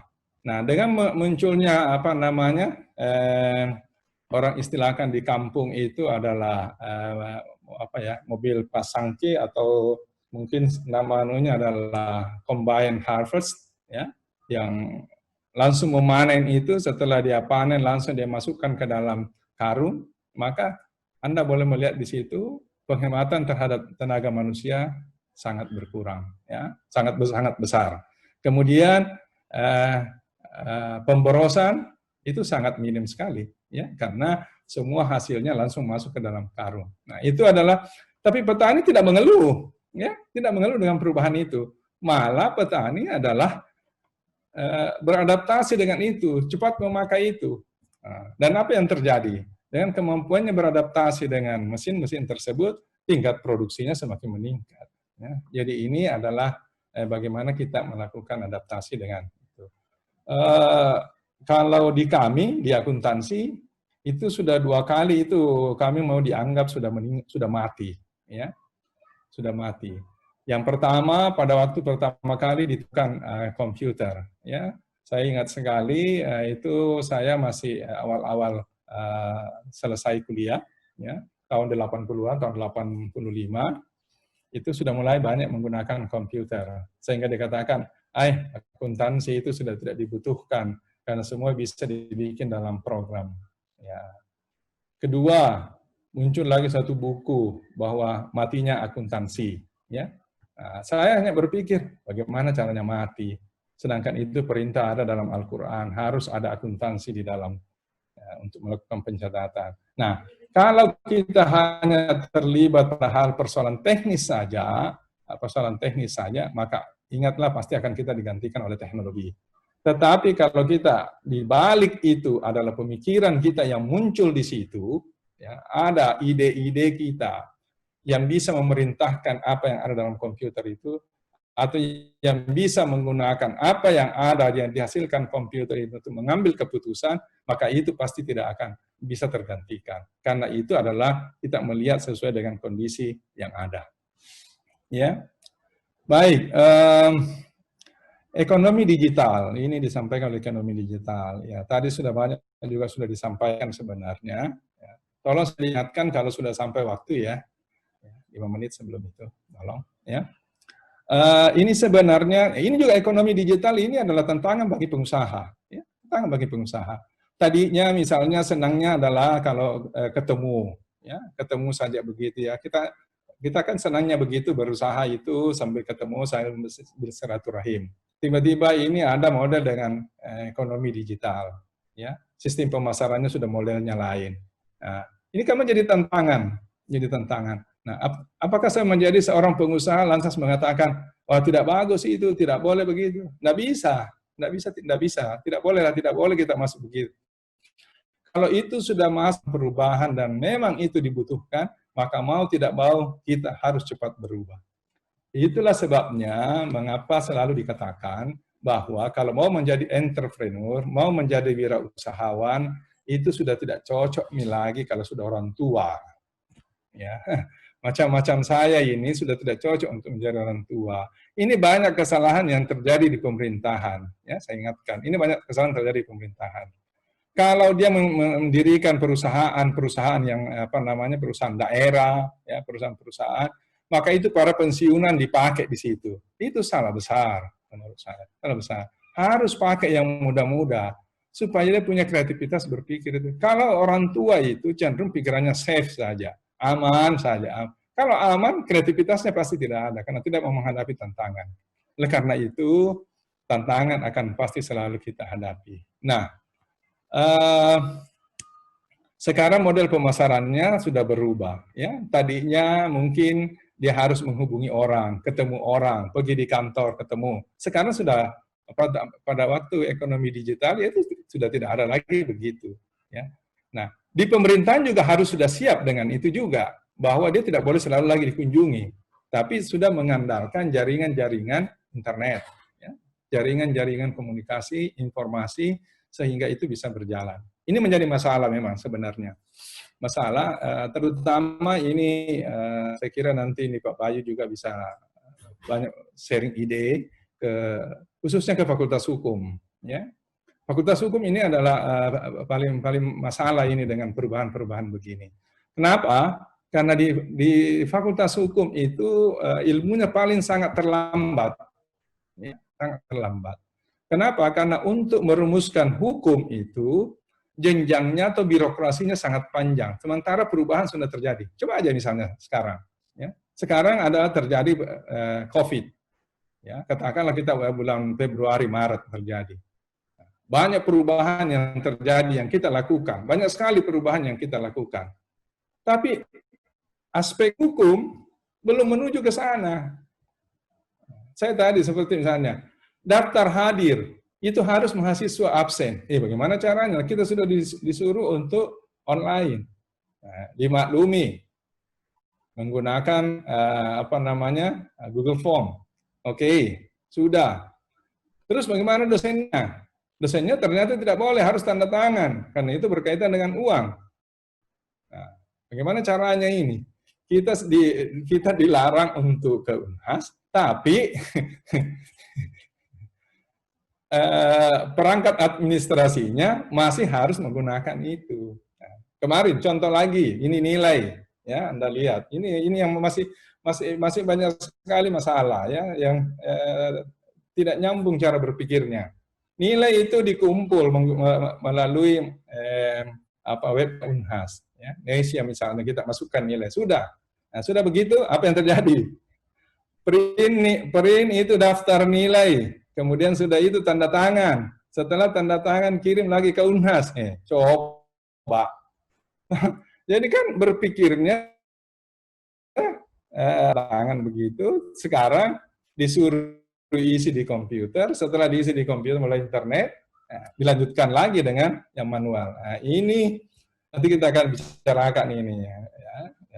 Jadi ini persoalan hukum, ini penting. Ya. Belum lagi kalau kita melakukan pembayaran, menarik itu. Bagaimana? Nah, nanti itu harus ada tanda tangan. Lebih-lebih lagi harus ada materai. Bagaimana materai mau dimasukkan ke dalam internet? Ditempel. Nah, ini permasalahan. Ini harus kita bisa mensosialisasikan juga ke Fakultas Hukum ini. Ya. Nah, ekonomi digital ini mau tidak mau itu akan memangkas banyak biaya. Ya, kalau kami di Kuntansi itu selalu akan berbicara tentang bagaimana membuat satu produk dengan biaya yang seefisien mungkin. Nah, ekonomi digital mau tidak mau biayanya murah. Ya. Kenapa? Karena pertama tidak banyak lagi menggunakan kantor, ya, tidak banyak lagi showroom, ya. Nah, di sini bisa kita menerapkan apa yang disebut dengan di stok itu adalah just in time inventory. Tidak perlu lagi banyak persediaan, tidak perlu lagi banyak barang-barang yang dipajang di etalase sehingga orang bisa lihat. Tidak perlu lagi begitu. Kenapa? Karena kalau itu ada semua dipajang, berapa etalase kita yang kita pajang? Berarti itulah dibutuhkan modal kerja yang sebanyak itu untuk memasang. Tetapi kalau kita menggunakan teknologi, ya, orang cukup melihat di dalam internet, ya, yang sering buka itu di webnya kita langsung buka, langsung kita bisa lihat. Nah, berarti kan kita tidak perlu banyak stok, tuh. Stok yang kita siapkan adalah untuk kirim, tapi bukan untuk mau disimpan di gudang, bukan untuk mau dipasang di etalase. Jadi ini sangat efisien di dalam pelaksanaannya. Tidak butuh tempat yang banyak, ya, tidak punya modal kerja tidak butuh banyak, ya, tenaga kerja tidak butuh banyak, ya, sehingga sangat efisien, ya. Nah, ini banyak yang tidak disuka, ya, banyak disuka, misalnya tenaga kerja. Kalau begitu memangkas tenaga kerja, tidak. Ya. Baik, terakhir saya mau sampaikan, mampukah, ya, sesuai dengan dianukan sama saya, momentum ekonomi digital, mampukah? Saya mengatakan, kalau kita lihat data masa lalu, ya, faktor-faktor yang mendorong pertumbuhan ekonomi digital di Indonesia itu sangat mendukung. Ya. Keberhasilan Cina salah satu faktor yang menyebabkan berkembangnya ekonomi digital atau e-commerce itu adalah jumlah penduduk. Indonesia jumlah penduduknya kurang lebih 265 juta. Ini adalah pangsa pasar yang besar, ya, pangsa pasar besar. Berarti penjualan bisa kita lakukan ke dalam masyarakat kita. Itu yang pertama. Yang kedua, jumlah pemakai internet. Kita melihat di Indonesia berdasarkan data yang saya dapatkan, ternyata pemakai internet di Indonesia itu luar biasa banyaknya, ya. Itu kurang lebih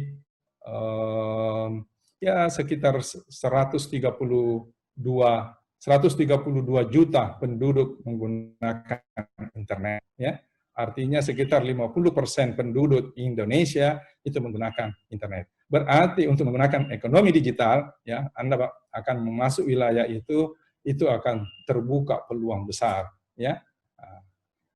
Kemudian kita lihat Indonesia itu masuk dalam 10 negara besar yang menggunakan internet, ya. Jadi karena kita jumlah penduduknya besar, ya, maka otomatis kena 50%, maka luar biasa, kalah langsung tenggelam Singapura, ya.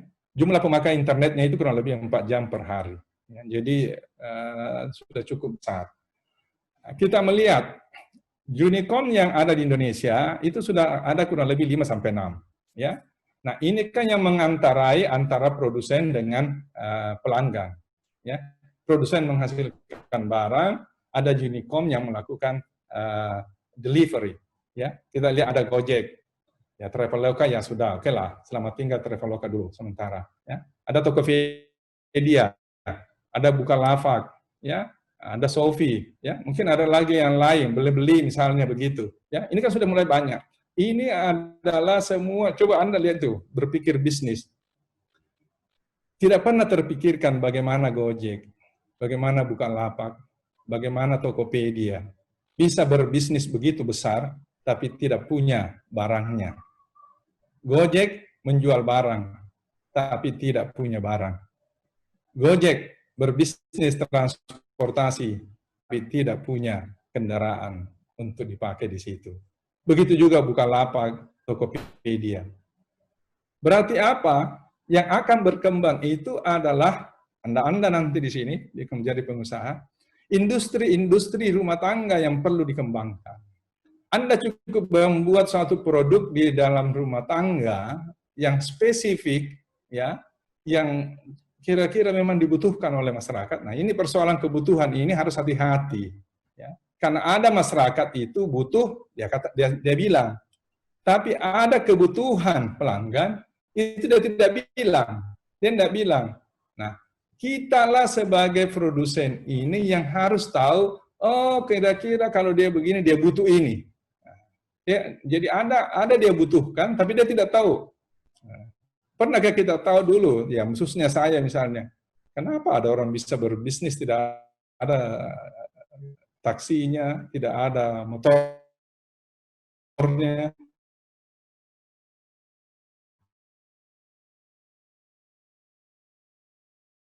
Kalau Anda menghasilkan produk, ya itu sudah kurang lebih tahun 2018 itu sudah ada 992 startup. Ya, jadi ini lumayan, ya semua. Nah, kemudian big data sudah memadai. Ya. Di tahun 2021 saya perkirakan karena sekarang ini sebelum COVID transaksi bisnis itu baru 2% menggunakan online, ya 98 masih offline. Nah, dengan kondisi yang ada sekarang ini, ya, masa yang akan terjadi pergeseran yang besar, ya dari offline ke menjadi online. Ya, kita lihat misalnya makanan, ya pasti itu akan geser. Pakaian itu pasti mall itu akan anjlok turun, ya. Transaksi akan banyak terjadi melalui online. Nah, Anda diminta, mahasiswa-mahasiswa di sini diminta bagaimana menyiapkan program-program yang memudahkan masyarakat untuk melakukan komunikasi. Baik, bagaimana prospek ekonomi digital Indonesia? Ya, tadi sudah dijelaskan tadi oleh Pak Bayu. Yang akan berkembang nanti itu adalah mau tidak mau adalah logistik, ya. Elektronik logistik, ya, e-logistik, ya. Jadi sekarang itu kan kita sudah merasakan toh perkembangan. Tadinya kita menggunakan misalnya Tiki, tapi kan kita masih bawa ke sana. Toh. Menggunakan lagi yang lain, masih kita ke sana. Sekarang kan sudah ada toh. Kita mau mengirim barang, tidak perlu kita ke kantornya toh. JNT misalnya, ya. Kita tinggal di rumah. Nah, yang begini-begini nanti yang akan muncul, ya. Nah, itu mendapatkan peluang itu tidak mudah juga, ya. Tidak disekolahkan itu mencari peluang, ya. Tapi bagaimana kita memikirkan itu, kalau begini tindakannya, maka pasti begini selanjutnya. Itu yang dilakukan. Apa yang dilakukan JNT misalnya? Bukan pegawainya yang dia pakai untuk itu, tapi dia berkolaborasi dengan orang lain, Nah, inilah bisnis-bisnis yang akan berkembang di masa depan. Kolaborasi tidak bisa ditinggalkan. Jangan terlalu serakah. Bisnis yang ada sekarang adalah bisnis serakah. Kenapa saya bilang bisnis serakah? Karena mulai dari hulu sampai ke hilir, semua dia mau tangani. Nggak bisa. Itu kan artinya hanya dia mau hidup. Hanya dia sendiri yang mau hidup. Orang lain tidak mau hidup. Nggak bisa orang berbisnis begitu. Bisnis itu harus interaksi, harus kita berkolaborasi dengan yang lain. Ya, kemudian tadi education, ya. Bisnis yang perlu dikembangkan itu adalah electronic education, ya. Jadi mulai sekarang perlu dipikirkan bagaimana anak-anak sekolah itu bisa belajar dari rumah. Nah, buatkan program, buatkan sehingga dia bisa mandiri. Nah, mungkin ada sekarang, tapi belum terlalu praktis untuk digunakan oleh siswa. Ini perlu. Dan yang kedua, yang perlu juga dipikirkan, misalnya, kita mau menyampaikan presentasi begini. Ini juga perlu dibuatkan satu program, supaya bagaimana mengamankan produk atas hasil webinar ini. Jangan hanya webinar terus, tapi gratisan, misalnya begitu. Ya, kalau itu sedekah, apa? Ya, kalau kita bersedekah.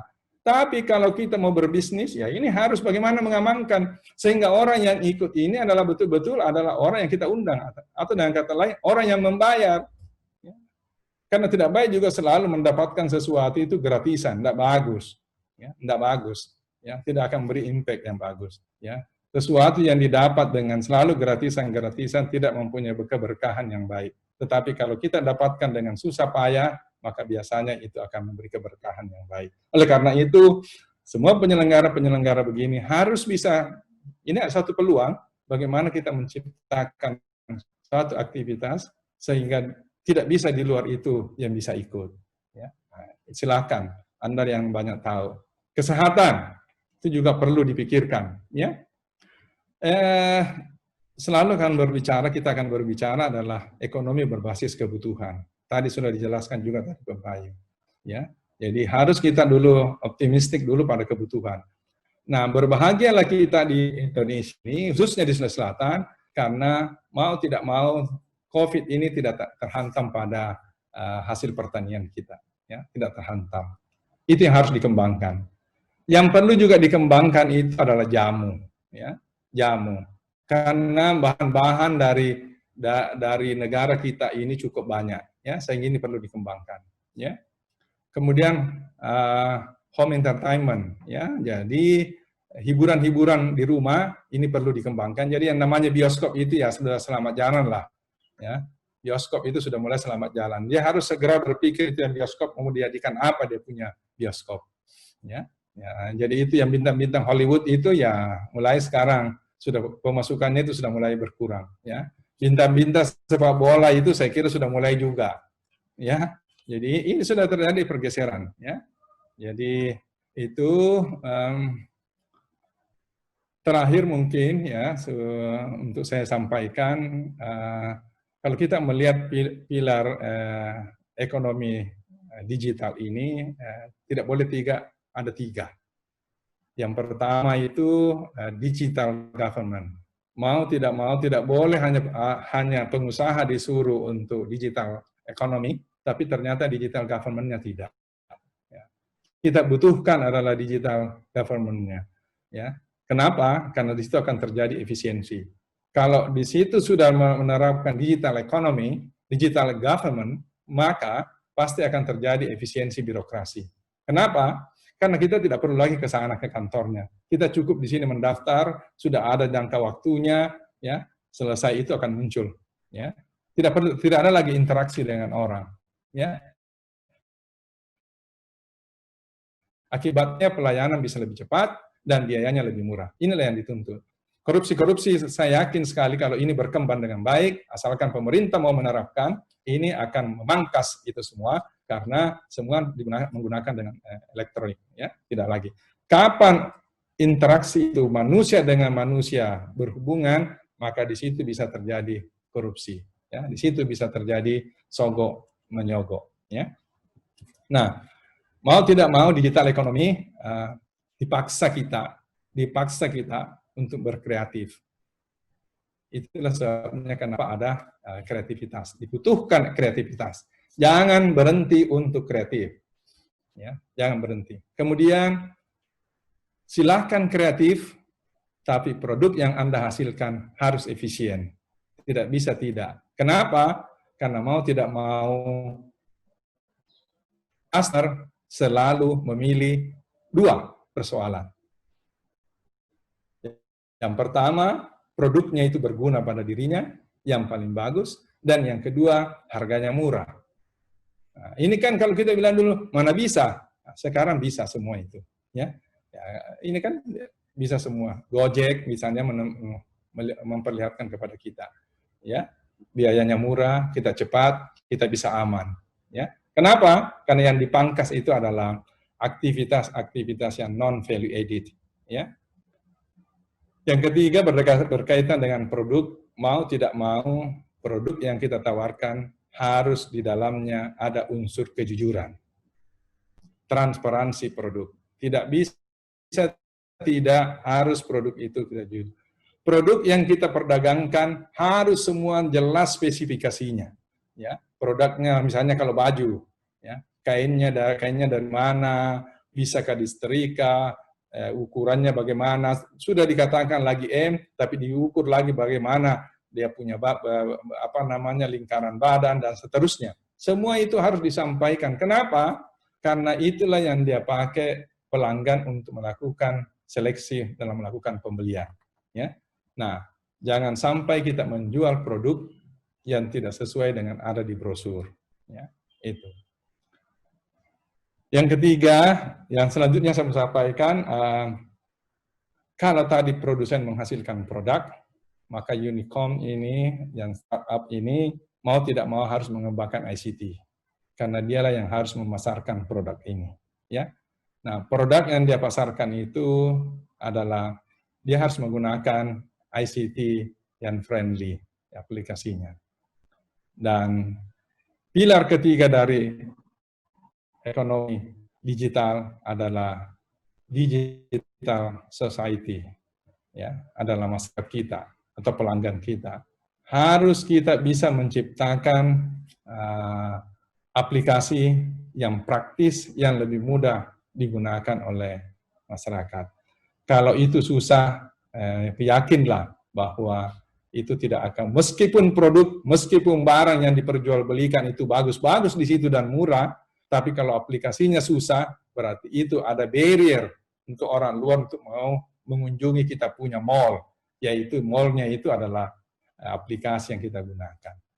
Anda sebagai penghasil aplikasi, buatlah aplikasi yang lebih praktis, yang lebih mudah. Sebenarnya saya juga memikirkan atau bercita-cita atau mau melihat ada satu aplikasi yang menggabungkan itu semua, itu banyak aplikasi. Ya, bukan misalnya saya menggunakan Shopee sendiri, saya menggunakan Bukalapak sendiri, saya mau menggunakan ini, macam sekali ya akhirnya aplikasi. Apa yang terjadi? Nah, kita punya kapasitas di dalam memori HP kita itu akan terbatas. Nah, bagaimana menciptakan satu aplikasi yang bisa merangkum ini semua? Nah, sehingga kalau saya misalnya mau mencari, saya mau mencari jeans merek Levi's, maka muncullah jeans Levi's yang dijual di Bukalapak harganya sekian, yang dibuka di Shopee sekian, yang dibuka di Beli-Beli sekian, dibuka di mana sekian, sehingga langsung kita membandingkan, toh. Jangan buka satu. Wah, itu kan berarti menambah biaya, menambah waktu. Nah, mari ciptakan satu produk yang bisa, katakanlah dia punya program-program itu, tapi kita membuat program yang bisa melingkan itu sehingga masyarakat bisa terlayani dengan baik. Kalau itu bisa kita lakukan, maka saya kira ini banyak juga dibutuhkan oleh masyarakat. Terakhir, berkaitan dengan big data, ini memang sangat penting, ya. Dan ekonomi digital tidak akan bisa berkembang dengan baik kalau tidak ada big data, ya. Dan terkait dengan UMKM, maka saran saya, UMKM ini akan berat jika dia mau membeli big data, ya. Oleh karena itu, kalau kita bisa menyerangkan, mestinya pemerintah menyiapkan big data ini tempatnya, ya. Kemudian diberilah slot-slot itu untuk pengusaha kecil dan menengah untuk mengambil porsi di situ, menyimpan datanya yang aman, ya, disimpan data dan aman. Nah, dengan cara begitu, saya kira UMKM ini akan bisa bertahan karena begini, banyak produk-produk UMKM yang sudah lama, tapi itu sudah tidak continue lagi. Tapi mungkin masih banyak lagi orang yang butuh. Kalau ada yang butuh yang mana itu lagi, aduh sudah susah itu, sudah tidak ada lagi gambarnya, sudah tidak ada ininya. Kenapa? Karena secara fisik. Tapi kalau itu ada di dalam big data disimpan, itu kan memudahkan dia untuk mengambil lagi kembali. Nah, ini kita harapkan pemerintah bisa berpartisipasi di situ. Dan terakhir sekali, sebagai entrepreneur, jangan hanya berpikir bahwa pasar kita dalam negeri. Ya, jangan hanya berpikir bahwa pasar kita dalam negeri. Kalau kita hanya berpikir pasar kita dalam negeri, berarti tidak akan menambah. Kalau tidak akan menambah devisa, maka kekuatan ekonomi kita terhadap luar negeri itu tidak akan mampu bertahan dengan baik. Ya. Oleh karena itu, berpikirlah juga bahwa produk yang kita hasilkan ini bukan hanya dibutuhkan dalam negeri, tapi kita juga berpikir produk kita ini bisa dibutuhkan di luar negeri. Ya. Banyak produk-produk di sini yang bisa kita pasarkan untuk ke luar negeri. Ya. Bagaimana Sutra, ya. bagaimana saya lihat di TV-TV sekarang itu sudah banyak orang yang menggunakan songkok guru itu, yang dari Bone, yang dari Takalari itu. Banyak produk-produk dari kita di sini yang bisa kita pasarkan juga melalui unicorn itu sehingga bisa terpasarkan di luar negeri. Ya, saya kira itu yang dapat saya sampaikan. Ya, terima kasih atas kesempatan yang diberikan kepada saya. Semoga ini bermanfaat. Ya, kalau ada diskusi silahkan.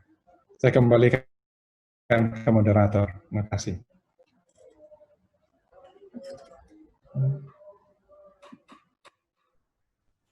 Baik, teman-teman, kita sudah mendengarkan 3 pemateri kece sebelumnya. Yang pertama adalah dari Bapak Mario David, di mana sebagai bidang kepemerintahan, perspektif dari kepemerintahan. Dan yang kedua adalah Bapak Bayu, yang di mana Bapak Bayu banyak juga membahas tentang bagaimana teknopreneur di era new normal.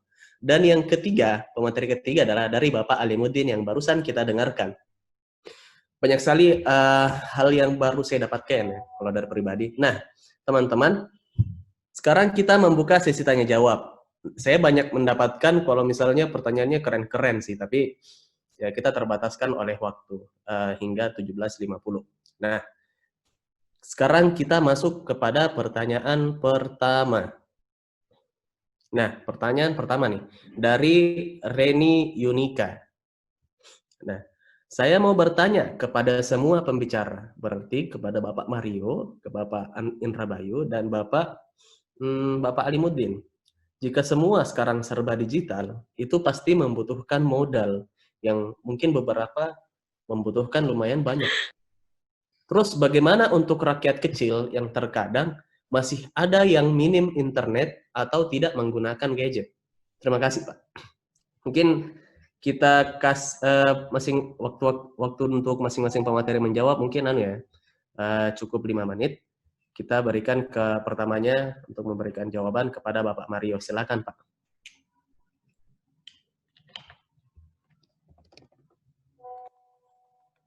Oke, mungkin Bapak Mario sedang bad signal, jadi mungkin kita berikan dulu kepada Bapak Indra Bayu. Bagaimana, Pak, tentang pendapatnya begini, Pak? Ya, kalau kita bicara tentang bahwa telekomunikasi itu mahal, saya kok kurang setuju ya. Digital nanti kan mahal, siapa bilang? Sebenarnya, ya maaf, kalau saya melihatnya malah kebalik. Someday, all digital malah makin lama makin murah. Coba Anda lihat sekarang Anda lihat trennya. Dulu warnet itu laku, itu karena harga komunikasi data mahal. Ya, sampai saya pertama pakai warnet itu tahun berapa ya? Tahun 90-an, 98, 97, 98. Itu saya masih dikasih kos sekitar 12.000 per jam. 12.000 tahun 90-an loh. Itu mahal sekali. Nah, sekarang Anda dengan membeli 50.000 paket data aja sudah berapa gigabyte Anda bisa dapat gitu. Padahal dulu kita koneksinya dalam bentuk KBPS, boro-boro megabyte KBPS. Itu cuma bisa chatting doang, chatting aja delay-nya lambat sekali. Apalagi mau seperti sekarang Zoom nggak bakalan jalan, mimpi itu. Tapi kan makin lama makin murah gitu. Jadi kalau dibilang bagaimana dengan masyarakat kecil, loh kalau perlu subsidi pemerintah, masa pemerintah bisa ngasih 600.000, ngasih 1 juta, yang kadang-kadang cuma dipakai untuk konsumtif malah, iya kan? Pakai konsumtif yang nggak jelas, malah dipakai beli HP, itu kan aneh. Jadi dipakai untuk digital supaya bisa menghasilkan infan, bisa menghasilkan revenue lagi buat dia, itu jauh lebih bagus. Jadi nggak usah khawatir bahwa nanti digital jadi mahal semua. Saya melihatnya malah kebalikan. Someday of everything is gonna be very cheap, sangat-sangat murah. Sekarang aja udah kelihatan trennya. Ya, mungkin begitu. Tapi Pak, mungkin ini saya dapatkan ya, maksud dari pertanyaan ini bagaimana untuk rakyat kecilnya, mungkin kayak rakyat kecil itu kayak orang-orang di pedesaan yang. Nah, kalau itu lain cerita. Kalau itu bukan masalah budget, tapi masalah infrastruktur. Nah, infrastrukturnya ada tidak gitu loh. Kalau seandainya misalnya daerah pelosok sekarang aja listrik, tapi sekarang alhamdulillah listrik sudah hampir 100% di Sulawesi Selatan. Terus gimana telekomunikasi? Mungkin tidak seperti itu, tapi setidaknya kan ke depan makin lama infrastruktur ini makin tersedia, bahkan di daerah pelosok sekalipun. Jadi saya melihatnya, kalau itu masalahnya, bukan masalah kos ya, masalah infrastruktur, saya rasa itu memang sangat tergantung dari pemerintah. Lagian juga kan, it really depends on needs, gitu kan. Makanya mulai dari kota dulu, karena orang kota lebih butuh untuk mobility-nya, untuk working-nya, makin ke belakang, makin ke ini. Karena dipikir kalau di desa, pertama awal-awal dipikirnya kan, ngapain juga dia kan cuma tanam padi doang, ngapain juga pakai internet. Tapi lama-lama kan kita sadar bahwa mereka juga butuh knowledge, ya kan. Mereka bahkan sekarang sudah bisa e-market, dia punya produk, dan seterusnya. Jadi kalau masalah infrastruktur, ya lain cerita. Itu sangat bergantung dari kebijakan pemerintah tentunya. Dan saya sangat optimis, someday itu semua akan terpenuhi, semua pelosok-pelosok kita akan tercover dengan jaringan telekomunikasi. Ya, harus optimis dong. Nah. Berarti tentang masalah waktu ya Pak? Kalau iya, masalah waktu aja kok. Betul Pak. Nah sekarang kami berikan kesempatan, waktu dan kesempatan kepada Bapak Alimuddin untuk menanggapi pertanyaan ini. Bagaimana menurut Bapak Alimuddin tentang ya rakyat kecil yang mungkin kurang tercover sama internet, Pak? Silakan Pak. Iya, baik. Terima kasih. Saya kira apa yang dikatakan Pak Bayu itu benar ya, bahwa biayanya itu sebenarnya lebih irit ya. Kita lihat saja misalnya Zoom ya yang kita pakai. Banyak mahasiswa kan mengeluh ya. Pak, satu kali pertemuan itu 10.000 bayar pulsa ya. Nah, yang dipikirkan itu sebagai orang ekonomi, orang akuntansi, yang dipikirkan itu adalah pengeluarannya untuk pulsa 10.000. Tapi dia tidak pikirkan berapa biaya angkut yang dia pakai kalau dari rumahnya ke kampus, kemudian balik lagi ke rumahnya. Berapa? Nah, PT saja berapa dibayar? Iya, betul. PP 10.000. Belum lipstiknya, belum pakaiannya, ya, yang dia harus pakai ke ya, belum persiapannya, belum waktu yang dibutuhkan untuk ke sana, ya. Nah, itulah tadi yang saya bilang, sukanya mengeluh, ya, sukanya mengeluh. Anggap itu sebagai satu peluang, ya. Dia tidak menghitung. Saya sendiri merasakan banyak sekali, ya. Saya tidak mau bahwa saya suka dengan keadaan ini, tidak. Tapi banyak sekali pembelajaran yang saya dapatkan yang sangat efisien dengan adanya COVID ini, ya. Bagaimana dengan masyarakat kecil? Ya, begitulah pembangunan, ya. Kalau kita lihat internet yang dipakai ini, ya, berdasarkan data yang saya dapatkan ini dari Skyver Development ini, itu di tahun 2019 itu 65% ya dari pemakai internet itu berada di Jawa, ya. Jadi sekitar 35% itu di luar Jawa, begitu luas, ya. Artinya belum merata. Ya. Kenapa begitu? Karena selalu pertimbangan ekonomi. Penduduk banyak ada di sana, ya. Jadi maka ya priority di sana.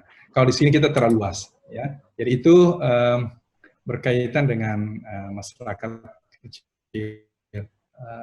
Tidak semua harus bisa dipenuhi dalam waktu yang bersamaan, harus ada skala prioritas. Dan biasanya skala prioritas itu adalah yang mana yang bisa meningkatkan ekonomi yang cepat, banyak dirasakan oleh masyarakat.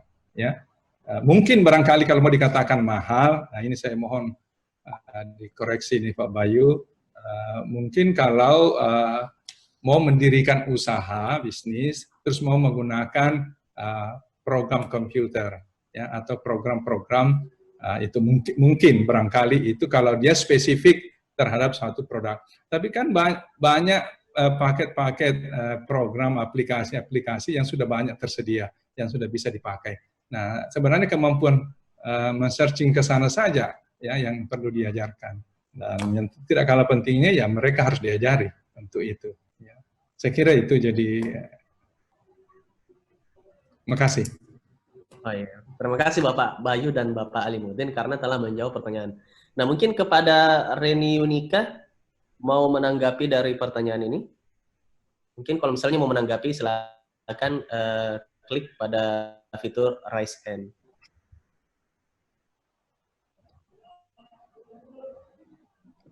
Baik, mungkin Reni Yunika lagi buffering ya. Jadi kita sekarang lanjutkan kepada pertanyaan kedua.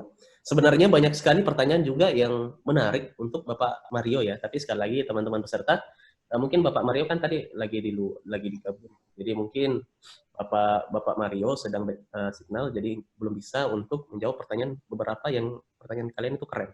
Nah sekarang pertanyaan kedua. Mungkin ini pertanyaan yang spesifik kepada Bapak Bayu. Nah, Pak Bayu, ini pertanyaan dari Fadil Afif.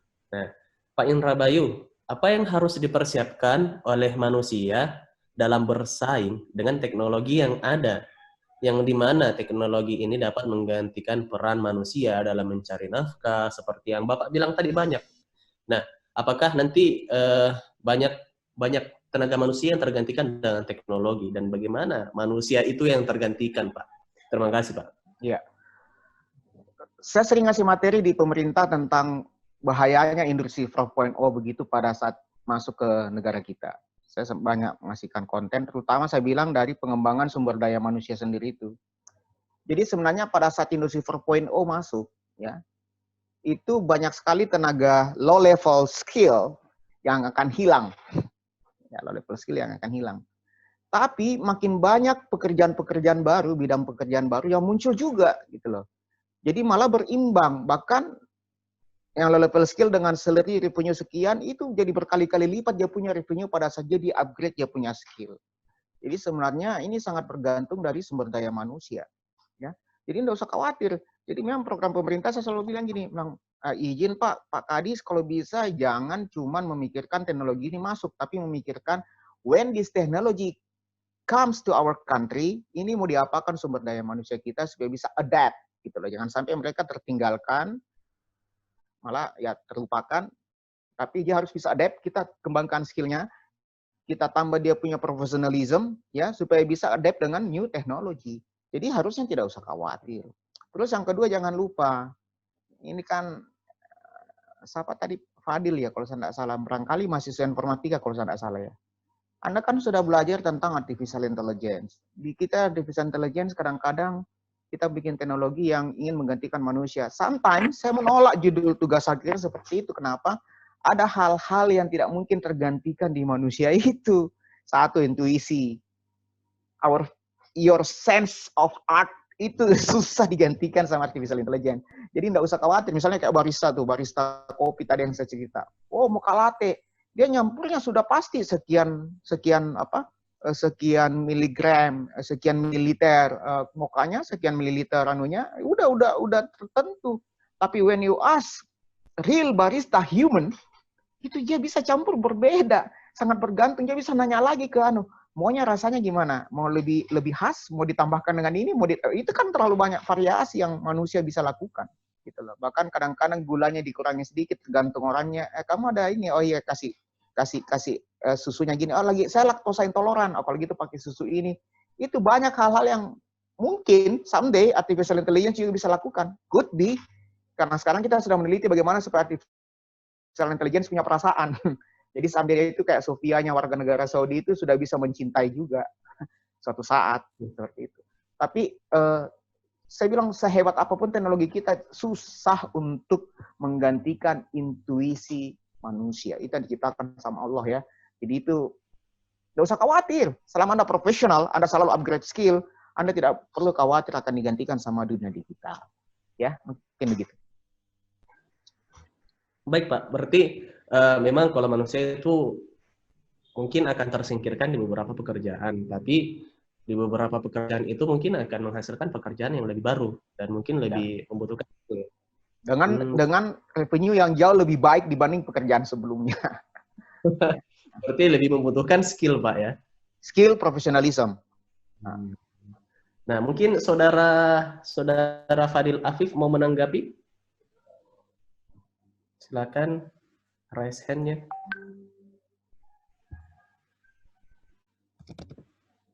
Oke, baik. Mungkin Fadil Afif sudah puas dengan jawaban Bapak Bayu. Nah sekarang Pak, ini ada pertanyaan kepada tiga tiga pemateri. Pak Mario mungkin lagi masih back signal. Kepada Bapak Bayu dan kepada Bapak Alimuddin. Nah, ini pertanyaannya dari Dr. Hari, SIP, Sarjana Hukum, Magister Hukum, dan MSI. Dari instansi STIE Nobel Indonesia. Berarti ini juga termasuk orang yang akademisi, Pak. Nah, pertanyaannya, bagaimana kiat mengoptimalkan normal life di keberagaman daerah, tingkat pengetahuan, dan terlebih persoalan trust masyarakat kepada pengambil kebijakan. Nah, karena tadi sudah Bapak Bayu pertama untuk menjawab, sekarang Bapak Alimuddin dipersilahkan untuk menjawab dari saudara penanya ini. Silakan, Pak. Saya duluan nih. Bapak Alimuddin, Pak. Alimuddin kan? Iya.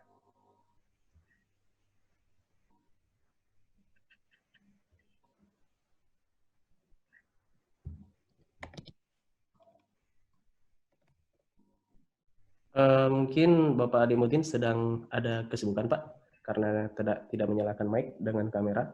Mungkin Pak Bayu bisa duluan, Pak. Bagaimana tanggapan Bapak tentang ini? Ini kan sebenarnya agak sulit juga saya tapi saya mencoba menjawab sebagai level level logik aja. This is about culture, this is about habits, bahkan this is about religion as well. Tergantung masalah kepercayaan. Jadi kalau dikatakan bagaimana dengan keberagaman kita, ya dilakukan jangan lakukan sentralisasi dong new normalnya, dilakukan secara desentralisasi juga. It's the same things. Jadi sehingga pada saat pelaksanaan new normal itu ada local wisdom juga ikut di dalamnya. Nah, saya rasa harusnya tidak masalah karena sekarang pun saya lihat new normal itu berjalan ya, bukan sentralisasi, bukan. Itu semuanya kecuali yang umum-umum, cuci tangan, pakai masker apa dan sebagainya, iya. Ya, physical distance, iya. Tapi kalau yang lain-lain yang jauh lebih spesifik, misalnya sangat bergantung dari keberagaman daerah, ya gunanya pemerintah daerah dong untuk membuat lokal wisdomnya harus bagaimana untuk menjalankannya. Nah, seperti itu saya rasa ya. Nah. Mungkin cuma segitu, Pak. Ya, maksudnya itu sangat bergantung dari policy kebijakan pemerintah. Gitu. Nah, mungkin kepada Bapak Alimuddin kami persilahkan untuk menjawab pertanyaan dari Dr. Hari. Bagaimana kiat mengoptimalkan new normal life di keberagaman daerah, tingkat pengetahuan, dan terlebih persoalan trust masyarakat kepada pengambil kebijakan, Pak. Silakan, Pak. Ya, baik ya. Sorry ya, tadi keluar sebentar. Ya. Saya kira kalau kita berbicara negara, berbicara daerah, pasti itu heterogen, ya, pasti heterogen. Tidak mungkin itu adalah tidak heterogen, ya. Nah, oleh karena itu pasti kita akan berbicara tentang skala prioritas, ya, skala prioritas. Ya, ini kan sama dengan ini. Kita mau pentingkan ekonomi atau kita mau pentingkan adalah keselamatan umat manusia, ya kan? Nah, itu kan dua posisi yang bertolak belakang ya, bertolak belakang. Satu, kalau misalnya dibiarkan ekonomi berjalan seperti yang sekarang, seperti yang sebelum-sebelumnya, ya maka pasti akan wabah itu akan semakin melebar ya, semakin menyebar. Dan nah, bagaimana caranya untuk menerapkan pada beberapa atau pada suatu daerah yang punya heterogen yang macam berbeda-beda, ya pasti daerah itu sudah tahu yang mana yang paling diprioritaskan, ya. Pasti pemerintah daerah itu, kalau di pemerintah daerah, pasti pemerintah daerah itu akan tahu. Itulah sebabnya kenapa PSBB misalnya diterapkan per kabupaten, ya, tidak langsung seluruh Indonesia, ya. Karena setiap daerah itu pasti punya cara sendiri menanganinya. Persoalannya di mana? Ya, tidak mungkin sama semua. Ya, Jakarta dengan Makassar pasti tidak sama. Ya, jadi disitulah dibutuhkan studi, disitulah dibutuhkan penelitian ya sebelum melakukan usulan itu. Itulah sebabnya kenapa PSBB begitu diajukan itu adalah harus tahu dulu di mana letak masalahmu, apa yang kamu lakukan. Transportasinya harus bagaimana, ya itu sudah harus dibuatkan. Ya, tidak ada saya kira untuk berlaku untuk yang seragam, apalagi di negara kita yang heterogen begini, ya. Jadi itu yang saya tahu, ya. Baik. Terima kasih Pak Alimuddin dan Bapak Bayu karena telah menjawab pertanyaan dari Bapak Dr. Hari. Mungkin dari Dr. Hari, akademisi mau menanggapi. Silakan raise hand terlebih dahulu jika ingin menanggapi. Oh, Bapak Dr. Hari, mikrofonnya tidak tersambung. Cuman ada video. Oke, sekarang karena mungkin masih ada 5 menit lagi ya, kira-kira, untuk pertanyaan. Mungkin ada yang ingin bertanya langsung kepada dua Bapak pemateri kita ini, karena Bapak Mario masih belum connect. Silakan raise hand, dimulai dari sekarang.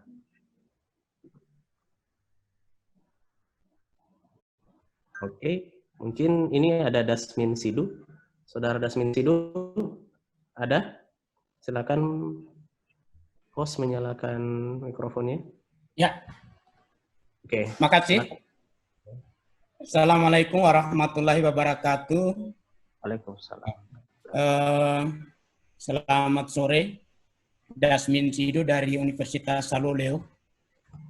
Saya bukan orang IT. Saya hanya mengomentari terkait dengan judul kita hari ini. Apakah Indonesia mampu menghadapi new normal ini? Kalau orang mengatakan bahwa kita akan hidup dengan norma baru, saya mungkin berbeda. Justru kita kembali ke norma lama. Apakah kita dulu sejak kecil sudah dibiasakan untuk cuci tangan, sebelum makan, sesudah makan, kemudian cuci kaki sebelum tidur, kemudian kalau umat Islam, kalau mau salat harus bersuci, kemudian apakah Roma Irama dari dulu telah memberikan kita peringatan, kalau tidak ada gunanya jangan begadang, apakah juga para ulama telah memberikan pada kita bahwa merokok itu tidak dibolehkan? Nah, persoalannya sekarang yang menjadi pertanyaan kita adalah dengan norma baru menurut pemahaman pemerintah ini, apakah masyarakat kita sudah siap atau sudah disiplin dengan norma yang lama itu? Apakah mereka bisa kembali menerapkan norma lama yang pemerintah menganggapnya sekarang adalah norma baru? Itu satu. Kemudian yang kedua, kalau kita mau ingin menghadapi normal baru ini menurut nomenklatur pemerintah, itu saya kira kata kunci berikutnya adalah penegakan aturannya. Dan yang berikutnya yang terakhir untuk Pak Bayu Indra, ini sudah sering saya ikuti beliau, saya sangat tertarik Pak Bayu. Saya kira salah satu kata kunci di dalam menghadapi new normal ini terkait dengan menyebarnya COVID-19, bisakah teman-teman dari informatika, dari IT, itu menciptakan aplikasi yang bisa dibawa-bawa oleh masyarakat kita di HP-nya, bahwa jika berdekatan dengan orang yang memiliki virus corona itu HP-nya langsung memberikan peringatan, alarm atau rapid test dan lain sebagainya, itu kan bukan mendeteksi virus, tapi dia hanya mendeteksi bahwa di tubuh manusia itu sudah aktif yang namanya imun. Nah, kalau aktif yang namanya imun berarti lagi bekerja melawan virus, tapi virusnya itu virus apa belum ketahuan. Saya kira itu. Terima kasih. Saya kembalikan ke moderator. Baik, Bapak Dasmin ya. Mungkin Bapak Bayu karena tadi dimention.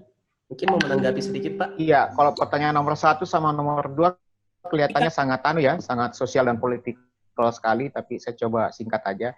Apakah kita bisa new normal, sedangkan yang all normal saja tidak semua masyarakat lakukan, ya kita get along aja, sambil jalan aja, Pak. Maksudnya sambil menerapkan new normal, ya pakai masker, terus mulai menjaga physical distance dan seterusnya, kita tetap reminding aja bahwa kita punya all normal yang harusnya tetap dijalankan juga gitu loh. Malah perlu digalakkan kembali kalau memang sudah dilupakan Pak Jadi kalau dikatakan apakah harus kita mengingatkan dulu all normal, ya get along aja, jalan bersamaan aja, sambil kita terus mengingatkan bersama. Terus masalah apa tadi yang kedua? Masalah penegakan hukum. Kedisiplinan dan hukum. penegakan hukum. Ya.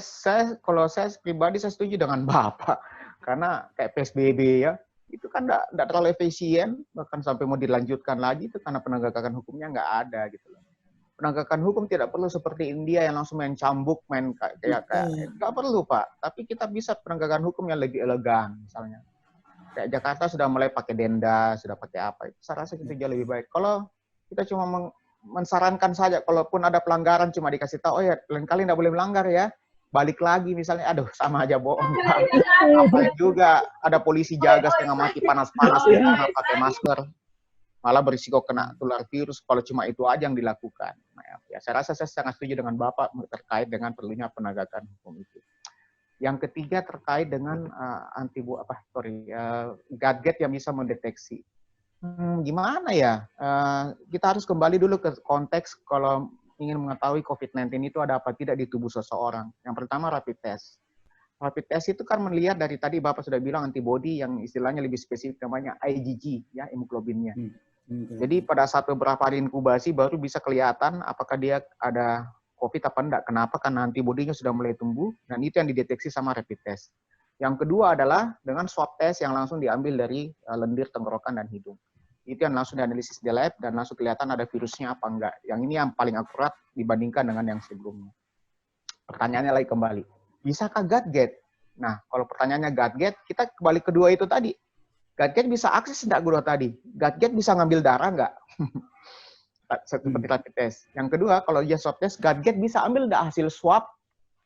Melihat hasil swab langsung sehingga ya namanya swab itu masuk ke lab dan dianalisis enggak lama loh Pak, itu bisa sampai berapa jam baru bisa keluar hasil. Sedangkan gadget kita ini dengan prosesor, dengan memori yang sangat terbatas seperti itu, dengan tidak punya sensor untuk mengambil swab dan seterusnya, saya rasa teknologi itu akan sangat sulit Pak dilakukan. Tapi kalau Bapak bilang apakah ada yang kira-kira mirip seperti itu yang menggantikan swab test dan seterusnya, ada. Amerika sudah kembangkan. Jadi gadget kita tinggal pasang interface, jadi hasil swab itu dimasukkan ke situ. Jadi kita tidak perlu ke laboratorium, nanti dianalisis sama gadget hasilnya. Tapi tetap swab itu harus diambil. Hasilnya swab. Jadi dia cuma melihat dari partikel-partikel, jadi seperti ada pembesaran magnifying dari virus itu sendiri. Entah bagaimana ya, saya belum baca dan saya menganggap belum tentu juga akurasinya bagus loh Pak. Dia mungkin sudah klaim, oh, kita sudah keluarkan aplikasi yang tidak perlu ke lab. Iya, tapi akurasinya berapa dulu bro? Belum tentu kan, jadi kita juga jangan terlalu langsung yakin bahwa itu bagus. Kurang lebih seperti itu Pak. Jadi kalau dia warning, ini yang di samping Bapak lagi kena COVID, kayaknya sulit Pak. Kayaknya sulit seperti itu, karena tadi prinsip itu tadi, rapid test dan swab test itu harus mengambil sampel, dan gadget kan tidak mungkin seperti itu. Mungkin begitu Pak. Ya, makasih. Oke. Terima kasih Bapak Bayu karena telah menanggapi dari Bapak Dasmin ya. Jadi mungkin cukup sekian untuk webinar pada hari ini. Saya mau membacakan beberapa kesimpulan. Kesimpulan pertama dari Bapak Mario, kalau nggak penting untuk beraktivitas, nggak usah keluar. Itu paling intinya. Karena kan tadi Bapak Mario singkat aja. Terus yang kesimpulan kedua adalah untuk teknopreneur ataupun untuk berbisnis dari Bapak Bayu, 3 alasan terbesar kenapa perusahaan tidak jalan atau bangkrut. Adalah pertama, no market need, run out of cash, dan tim yang tidak cocok.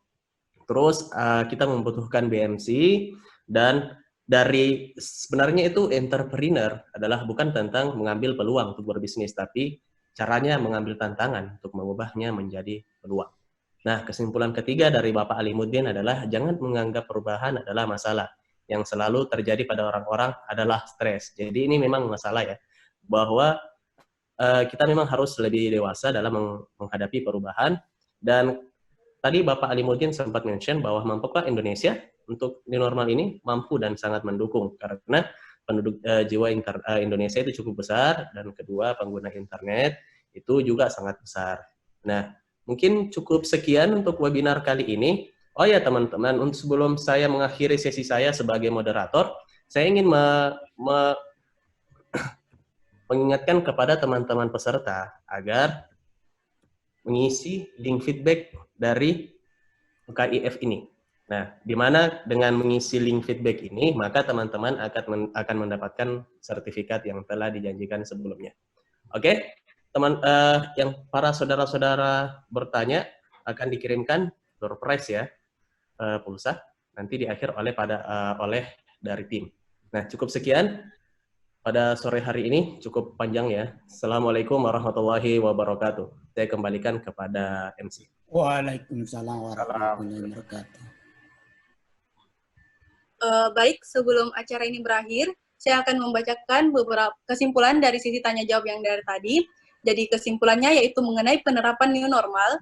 Jadi new normal di setiap daerah itu pastinya beda-beda penanganannya, baik dari segi penegakan hukum maupun lain-lain.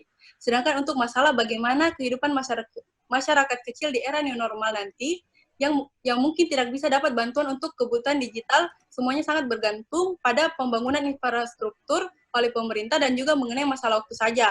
Untuk kedepannya mengenai masalah persiapan manusia dalam berperang dengan teknologi, yaitu manusia harus membekali diri dengan skill dan profesionalisme.